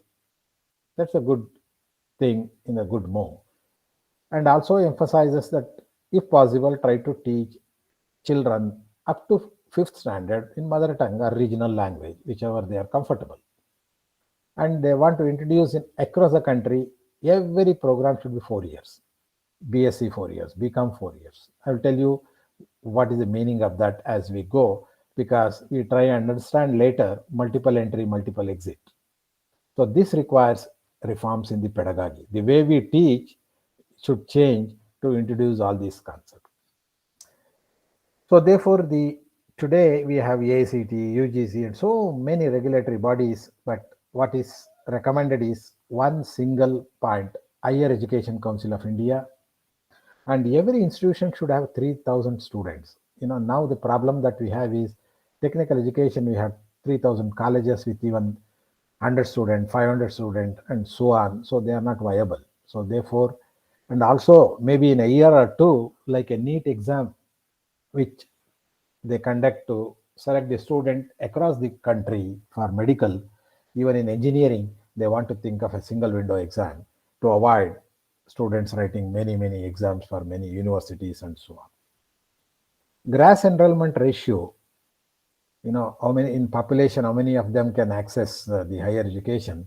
Right now, about 26% are, as on 2018. Now the policy, expects that to be raised to 50%. Just to give in terms of number, 25% is about 3 crore of students are right now are pursuing the higher studies, and now Government of India is contemplating to raise it to 6 crores student accessibility for higher education. And research also, there are many funding agencies which are giving, which they want to crystallize and then make a single window, NRF, National Research Foundation. And in principle, the government has already approved 10,000 crore, and that will be divided among all the institutions. Perhaps they call tier 1, tier 2, tier 3. Tier 1 could be some IAC, IIT, NIT, IIM, and tier 2 is universities. They call it as a teaching university. And IAC, IIT should become multi-educational research universities, and the other ones who are autonomous and try to should become teaching university. So therefore, what is expected is three types of universities. If you go to America, all 3,000 colleges are 3,000 universities, whereas in India, we have only 1,000 universities which are dominated. So finally, the 10,000 get divided into 5 crore, 500 crore, 5,000 crore, 3,000 crore. So even college should get a funding for research. They should not compete with IAC, IITs and so on. That is the principle behind NRF. And this emphasizes holistic. Now today, if you go to IIT, they teach only science, engineering, a bit of humanity. So now what is emphasized is students out of 160 credit, at least 8-10 credit, they should, whatever they like, arts or liberal art or music or social science, curricular, extracurricular, all these things should be embedded so that all round development of the education takes place. So education, it should be holistic, it should be multidisciplinary, and the employability. The education, it should lead to employability. So the HRD, what we used to call now, has become Ministry of Education, MOE. Just I spent only 1 minute because this is not our main thing for technical education. But primary education, if you look at, there are 4 blocks: blue color, green, black, and then yellow. So foundation stage, 5 years, LKG, UKG, first standard, second standard, third standard. What is planned is only multi-level play activity based learning. No classroom, notes, LKG, 1 kg, UKG, 2 kg carrying books, all should be avoided. Second part of the education preparatory is play, discovery, activity based, and interactive classroom learning should start. And when they are in the middle stage, that is in the age 6 to 8, 11th standard to 6th standard to 8th standard, with the age of 11 to 14, experiential learning in science, mathematics, arts, social science, humanities should be built. And last part of their education in the school, which is 4 years, called secondary stage, where the kids will be from 9th, 10th, 11th, 12th. In the 4, multidisciplinary study, greater critical thinking, flexibility, student choice. So that is why I said the national education policy is holistic. Even what we speak today in engineering education, the multidisciplinary or critical thinking, should now percolate even to the primary education to secondary education. That is the reforms that they want to do in the national education policy. Having understood some of the features, the highlights, what are the futures, or objectives of the NEP? The first objective of the NEP is self-reliant India. After COVID, no country is surviving economically. To some extent, I think China and India are sustained. So therefore, initiative of the government of India, like Make in India, Skill India, Startup India, latest of course being Atma Nirbhar India. So therefore, we have to be self-reliant. Nobody can help. We should help ourselves. So skill education is emphasized, be it in school, to the higher education. And of course, grass enrollment ratio to be increased in the next 15 years to double it. The second important objective is sustainable development goals. As you know, United Nations has defined 17 sustainable development goals. By 2030, poverty should go, water should be given to every, quality education. So some of these are called SDG, Sustainable Development Goals. So we should concentrate, NEP concentrates, gives emphasis for these Sustainable Development Goals. So in this direction, already Government of India has drawn 39 skill councils. Because just to give one example, today we don't have good drivers for JCB, masoners, and so on. So therefore, different areas they have identified and skill people will be prepared in the next 10-15 years. That was one of the objectives of the NEP. The third important objective of the NEP is education, as you know, should be an economy booster. So you know that education is a thumb rule. It is decides the progress of the country. So no muscle money will help, only knowledge power will help in this boosting the economy. So future is going to be knowledge economy. That is GR, what I told, Government of India want to spend double the money. That is 3% of the GDP is what they are spending today roughly for the whole education. Now 6% they want to invest. And this 6% is not adequate. So what they are doing is to incubate centers to get the money from entrepreneurship. The CSR, all of you must be familiar, corporate social responsibility. So they want to bring in all the corporates also into the education sector so that there is enough money to implement all these things that they are contemplating. The fourth important objective is internationalization. So not that, India is not internationalized. If you go back, Nalanda and all that, foreign students were here, foreign faculties were here. So now we are coming back. So being a knowledge hub, India, we need to bring some 100 good universities, with conditions conducive to India, fee structure and so on. I don't know to what extent it will be successful, but the purpose of this internationalization is credit transfer. Someone goes from here, there are methods that they have proposed where 4 years program, 3 they can do it in India, 1 year outside, both, you can get a degree of the joint from foreign university, then the credit of that university is acceptable to us and so on. All these, even within India, it's not happening at the moment. Even IIT to IIT, credit transfer not happening. So they want to see that the student who goes from place to place carries his credit, The fifth important objective is digitized pedagogy. As all of you know, COVID has made us learn, where the contents have become digital libraries, digital pedagogy, classrooms, online teaching, and virtual labs, and so on. And Government of India has also created National Digital Library. So make in India digitally, scalability is a problem, a huge country like that, but now they will make all attempt to see that pedagogy takes place. Of course, the conventional teaching will not go away, but supplement, self-learning can be done through this. And the last perhaps on the objective is accreditation. The ambitious plan of the NEP is 3,000 engineering colleges should become autonomous.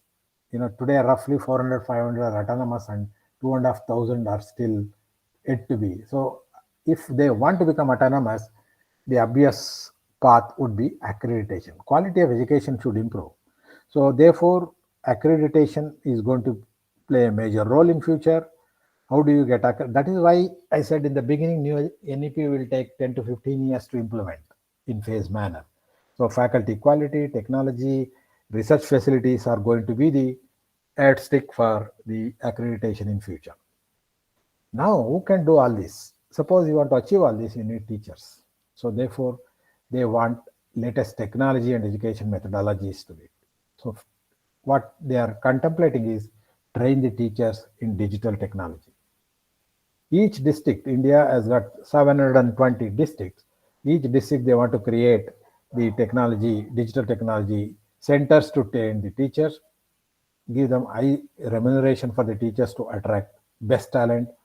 And during PhD, right now, unfortunately, for a BTech, MTech, BA, BSc, BCom, they have to do B.Ed or M.Ed to become a teacher, but everyone can become a teacher here. So therefore, they want to, while doing PhD, some of them, they want to train them as a teacher so that they can take up the teaching in future. A good research student may not be a good teacher, as all of you know, but every teacher should become a good researcher. So therefore, why I say this, teaching and research goes hand in hand. That's the reason why, people, you may be thinking that they forced us to do PhD. PhD, if you do, you get trained how to farm a research problem, how to think, how to teach. So this all will help you in a way in your teaching. So hope this works. Today we are dearth, but hopefully by another 10 years time, we'll be able to cope up. Implementation of timeline, is very, very tough. In fact, This is the third education policy in the country. 1966 Kothari Committee, then 1986, and 86 one took 6 years for starting implementation. Even now, last 2 years, not much has been done, but we are trying to move at least to some extent in some place. I take few examples where it take, how we can do, like academic credit. Transfer of academic credit, what I spoke, cannot be done across the country straight away. So what they have said is all IITs and IINITs, they should start credit transfers among them. And now slowly it is happening. Everybody has to register.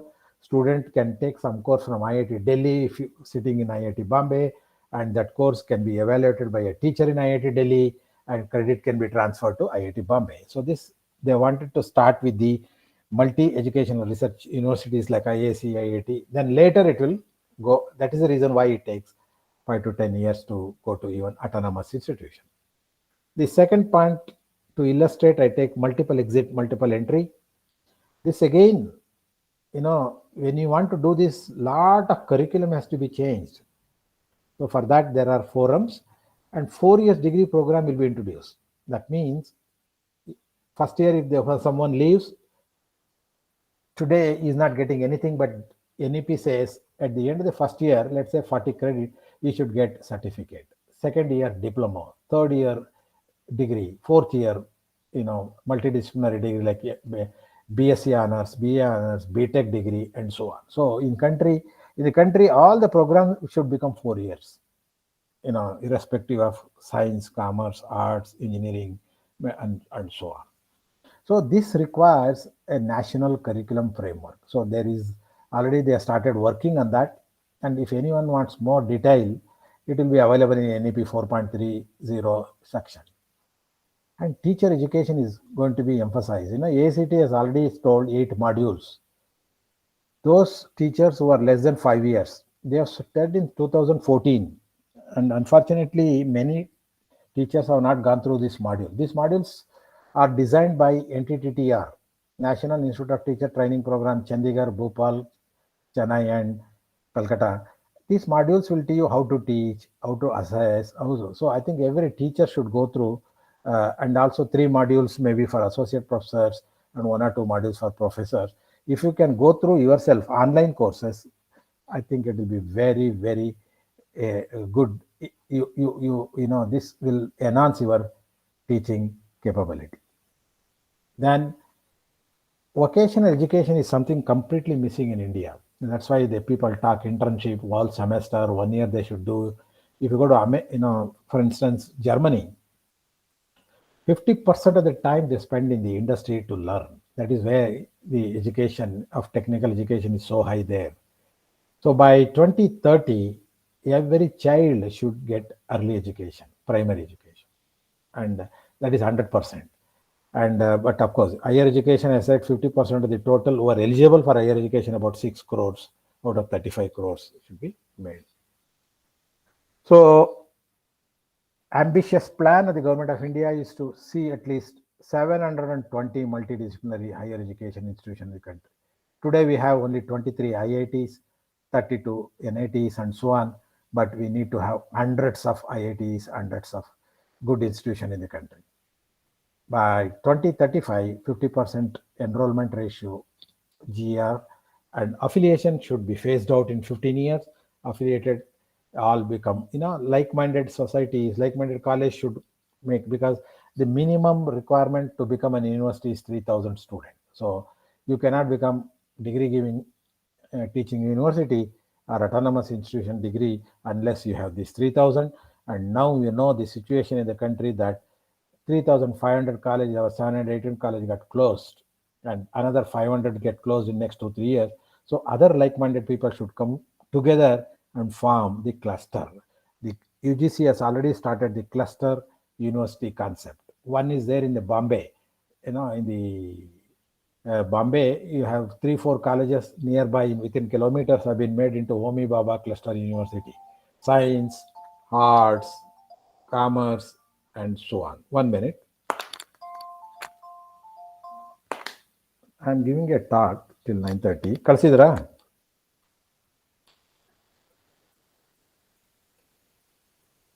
ನಾನು 9:30 9:15 ನಾನು I am giving a talk. ಅದು ಮುಗಿದ ತಕ್ಷಣ ನೋಡ್ತೀನಿ. Thank you. ಆಯ್ತು. I am sorry I have to take that call. Then now today the problem that we are facing in the country is people are not going for MTech degree at all. Masters is suffered. So the NEP suggests 5-year integrated program. 4 years, 3 years common for both. 4th year is different for BTech. 4th year and 5th year MTech, masters programs is being contemplated. So therefore, the exit policy is certificate, diploma, degree, and midterm drops. Somebody drops, he can come back after 1 year or 2 years once in his career. All will be by 2040, 20 years from now, and we should have 700 multidisciplinary universities in the country. Very ambitious though. If you look at the timeline 20 to 40, many things we have to do. First, we have to formulate the national curriculum framework, which is already on.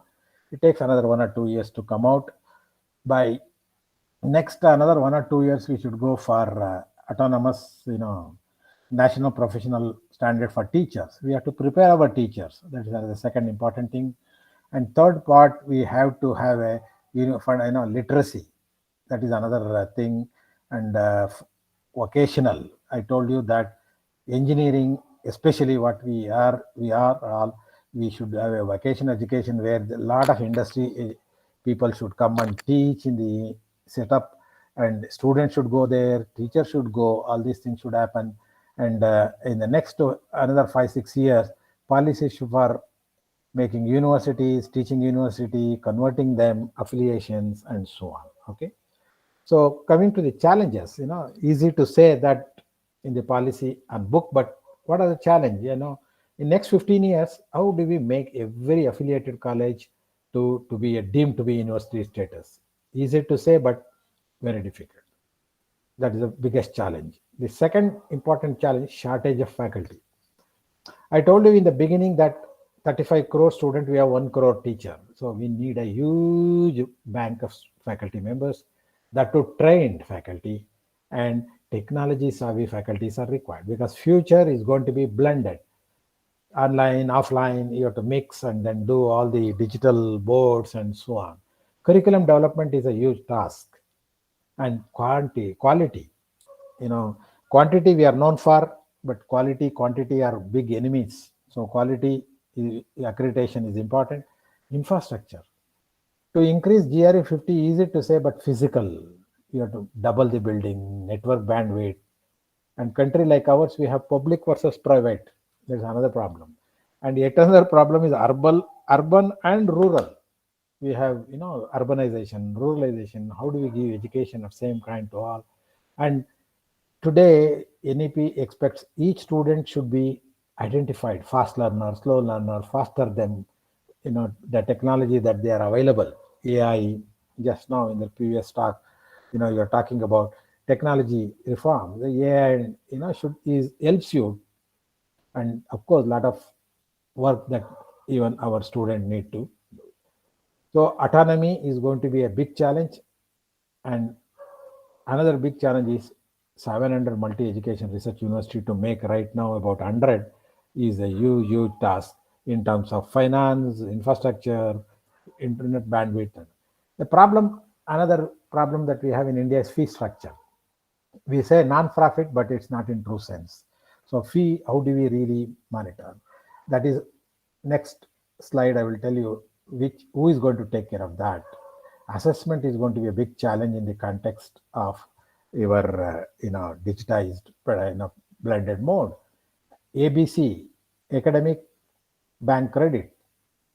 Student will be happy to gain 160 credit degree from different, but how do we really make clusters of NITs can come to, everybody cannot go from any place to any place. So all these things is a big challenge. So therefore, what they are contemplating, national mission for mentoring they want to do. Superannuated faculty, they want each institution to be assigned for 1 or 2 years so that they would help us in implementing the NEP. And also, they have already created NETF, National Education technology forums like today MOOCs, Swayam, Coursera in USA. All these things are available, and NRF is going to be. So now who is going to do that? As I said in the beginning, Higher Education Council. So Higher Education Council has got 4 verticals. First vertical is National Higher Education Regulatory. So no AICTE, no UGC, all will be merged into single, except of course medical and legal. I don't know the reason why, but otherwise all education will come under this NHERC.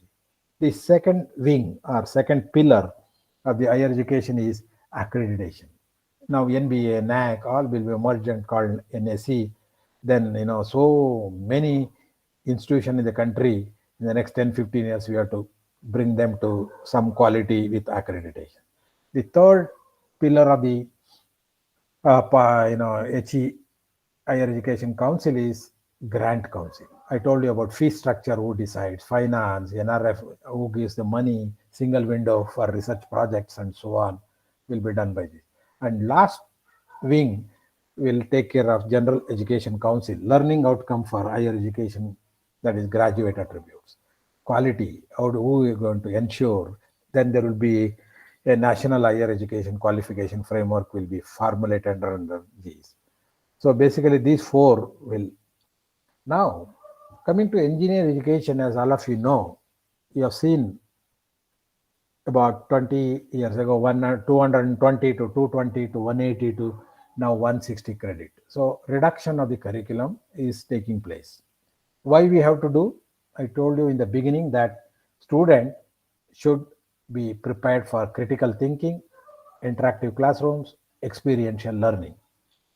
So therefore, core essential has to be reduced. If you teach everything in the class, all 30-40 hours in a week, then they won't learn. That's why about 24 hours you should engage them, another 16 hours self-study, and you should give all these things. A scope for fun learning, creativity, collaborative, interactive, question, all the problem-based, project-based learning, then experiential learning, all these things we should cater to in our curriculum. So therefore, now having said some of the highlights, some of the salient future, challenge, timeline and challenges, last part of my talk, let me concentrate on what is the role of a technical institution, like each one of you have come. In the lighter way, people say, if you want to do academics, go to America. If you want to do adventurous, go to Australia. If you want to be innovative, be in India. I think that is the reason why all of you are here. So now the first important thing is mindset. We have to change can-do attitude. Yes, we all join to put our hand. See, NEP cannot be implemented by central government, not by state government, not by university, not by admin, not by college, not by principal. Everybody has to put their hand in doing that. So now readiness of faculty members for making the shift is very, very important. And also, as I said, since if you want to implement the NEP, review the current programs. For instance, now no MTech programs is running.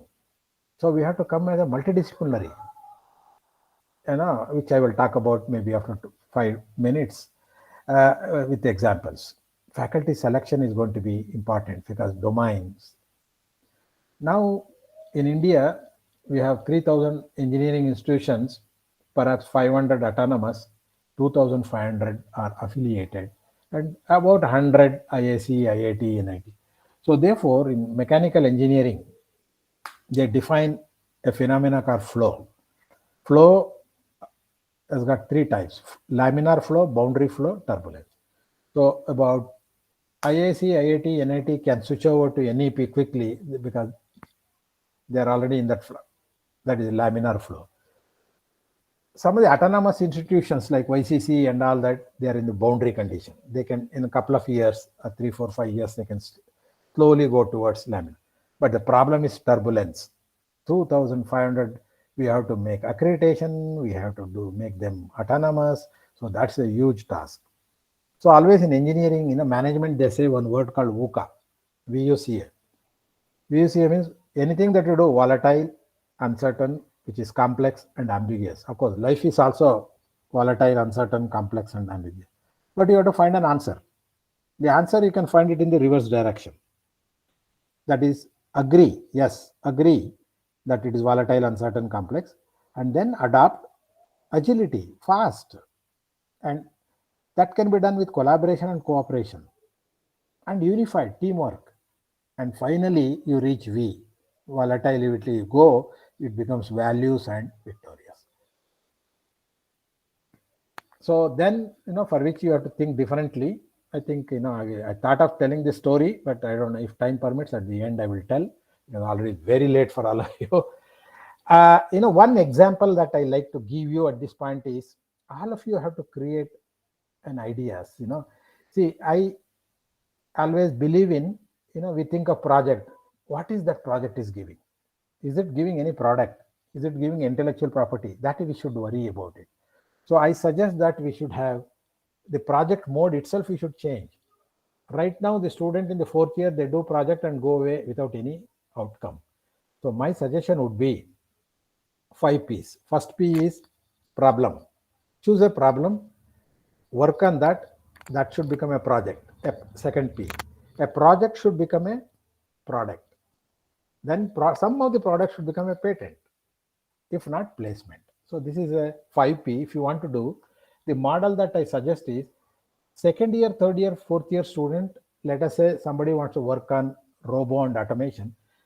You do an aptitude test and take 10 students from 2nd year, 10 from 3rd year, 10 from 4th year of every branch. It's a multidisciplinary.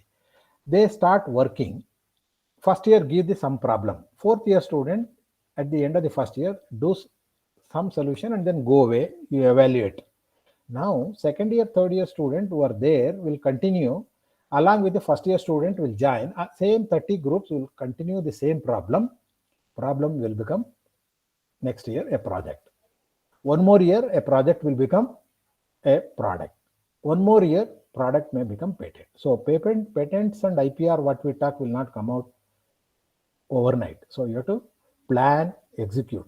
If there are 100 students, 25 projects, all 25 cannot be done by all 25 groups. Select some 5 groups who can give them challenge and try to get. So because today without ideas, there won't be any startup. This order of the day is startups, for which of course we need not worry. Startups may fail also. Fail means what? First attempt to improve learning. That ISRO has made us learn many things. They fell down few satellites which they have sent in the early days, but they have learned a lesson from them, and many things are happening today.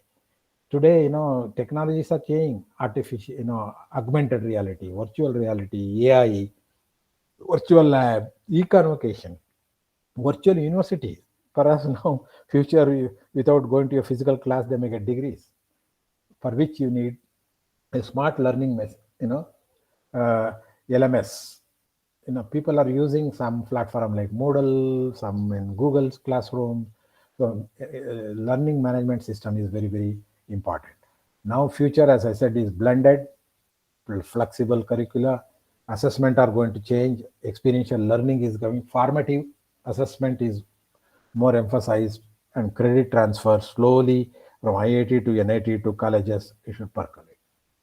Now virtual lab concepts are coming. Now College of Engineering, Pune Instrumentation Department, along with NIT Surathkal, IITs, Kanpur and other, they have virtual lab where your student can also go and access that. So please try to make use of all those things. In fact, IIT Madras had an innovative idea, BSc Data Science. Those who cannot get into IIT also can get a degree of IIT without writing JEE. They had a national exam, 2,600 students now have graduated learning BSc Data Science. So many ways by which we should move forward. Okay. So I just enthuse you by saying last 2 slides. One is startups, because ideas, you have to have idea. Incubate that idea. Incubation will lead to startup. Startup means it will be, when will the startups be successful? Choose the right technology and try to move fast. Agility. No point in taking a ticket after train is left. Re-engineering, where Korea, Japan's are. Give anything they open and then can do it. Tinkering lab is what they call skilling. Skilling is important. Teamwork is important. T, the next letter U, unique approach. Find out what is the best approach to find a solution for anything. And P, persistence, patience, and take some societal. Any startup, if it has to be done, healthcare. India is a country with agriculture, water, transport. Take some problem of that and give it to those challenges to the student, where then, we can think of that some of our students can have startup along with some faculty members. Future technologies are plenty. I'm not going to speak each one of them. Artificial intelligence, for instance, can be used along with a robo in medical for diagnosis and also for even today for surgeries. And AI is being used in education for proctor system in exam. So also to find out fast learner, slow learner through AI is also possible. And 3D printing, additive manufacturing is coming up. Everything can be printed. Augmented virtual reality, convocations, and all those things are happening in virtual world. Autonomous vehicle, though difficult in India, electric vehicles are possible. Renewable energy is going to come. And smart cities, 700 smart cities they want to create, where you need civil engineers, communication is required, electronics is required, computers is required, and so on. So therefore, future technologies, not just I mentioned 8, but there are many, many, many more that you can think of. So I end this talk by giving a quote to achieve. Finally, if you want to implement NEP, we need to work together, collaborate with others, tolerate the differences, respect the diverse views, because none of us is as smart as all of us together. So I stop here and I take some questions from the audience. Over to you. Hello? Yes, sir. Yes. Yeah. So was it audible, my talk? Yes, sir. You're audible, sir. Thank you. So anyone wants to ask questions, quick questions? I know they're all hungry now. Yes, sir. Hope they are not angry. No.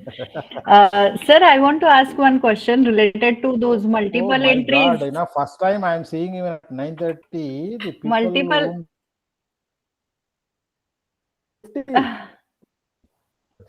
when the previous talk 43, 44. So hope I have not bored all of you. No, sir. No, not at all. We I want to we ask enjoyed, you. sir. Yeah. Sir, I want to ask that. My slides, I will send it. You can give it to everybody. Huh? Yeah, yes, sir, definitely.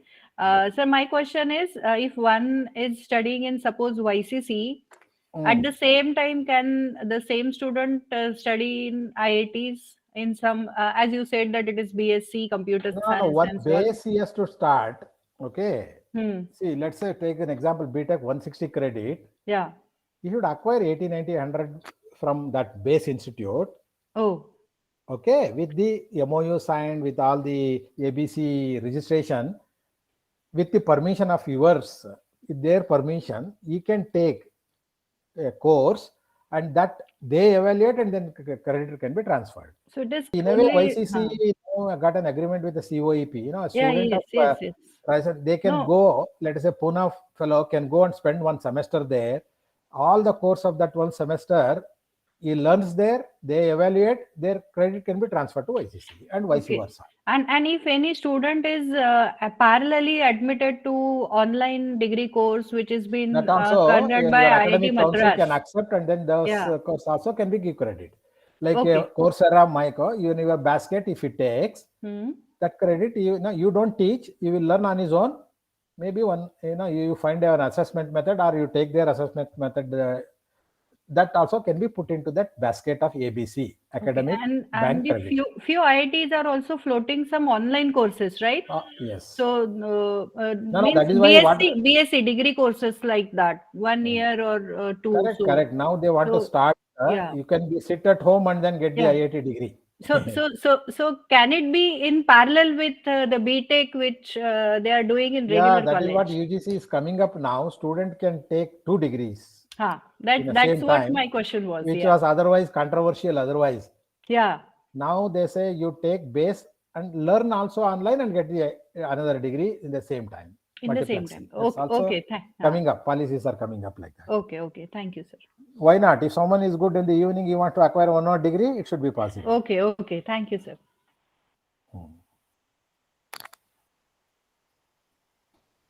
So any other queries, questions? I know you're all 5th day, still more to go. How many days this course? Sir, it is 2-week course, so till 10th of February. I know 10 days of this 5. Yeah, next week is offline, sir, in the campus. Oh, I see. That's good. That's good. Okay. Hello, sir. Yeah, please. Sir, I have one question. You told us about the National Research Foundation, wherein the funding will be respective of the institute position. So, is there any call for proposal, sir, or when? No. They're still coming out with the things. What they do is today, if you write a project to DST, IISc, college, everybody in the same basket, but the chances of the college getting is very poor. Yes. So what they are doing is the 10,000 crore, they divide, let us say the top university, maybe 4,000 crore.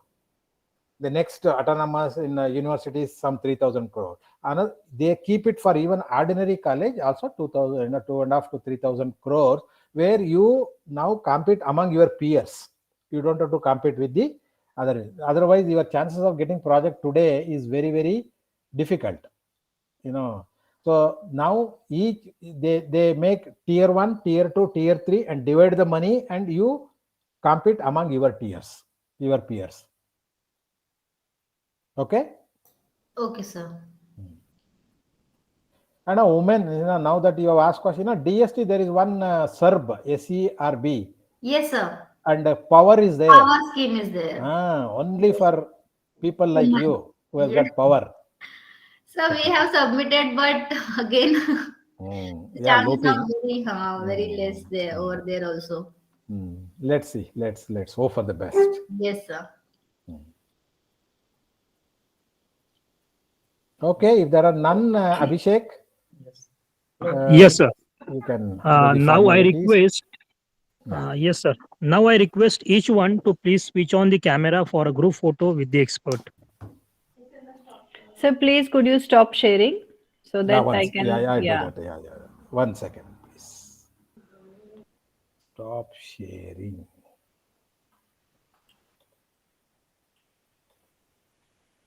Done. Yes, participants, please switch on your camera. No, this is your attendance. Otherwise, you are absent.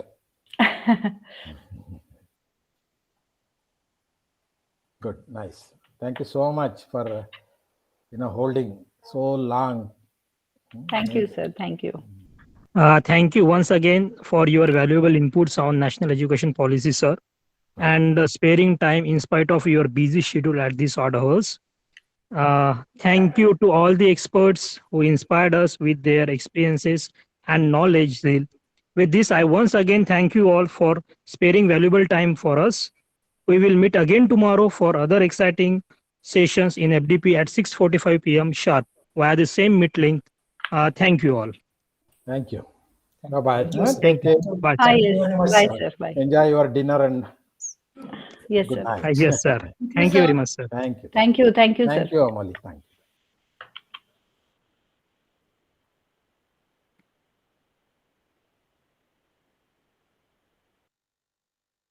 Dear participants, tomorrow you will have to attempt one quiz also, which will be considered for the further process of certification by ATAL.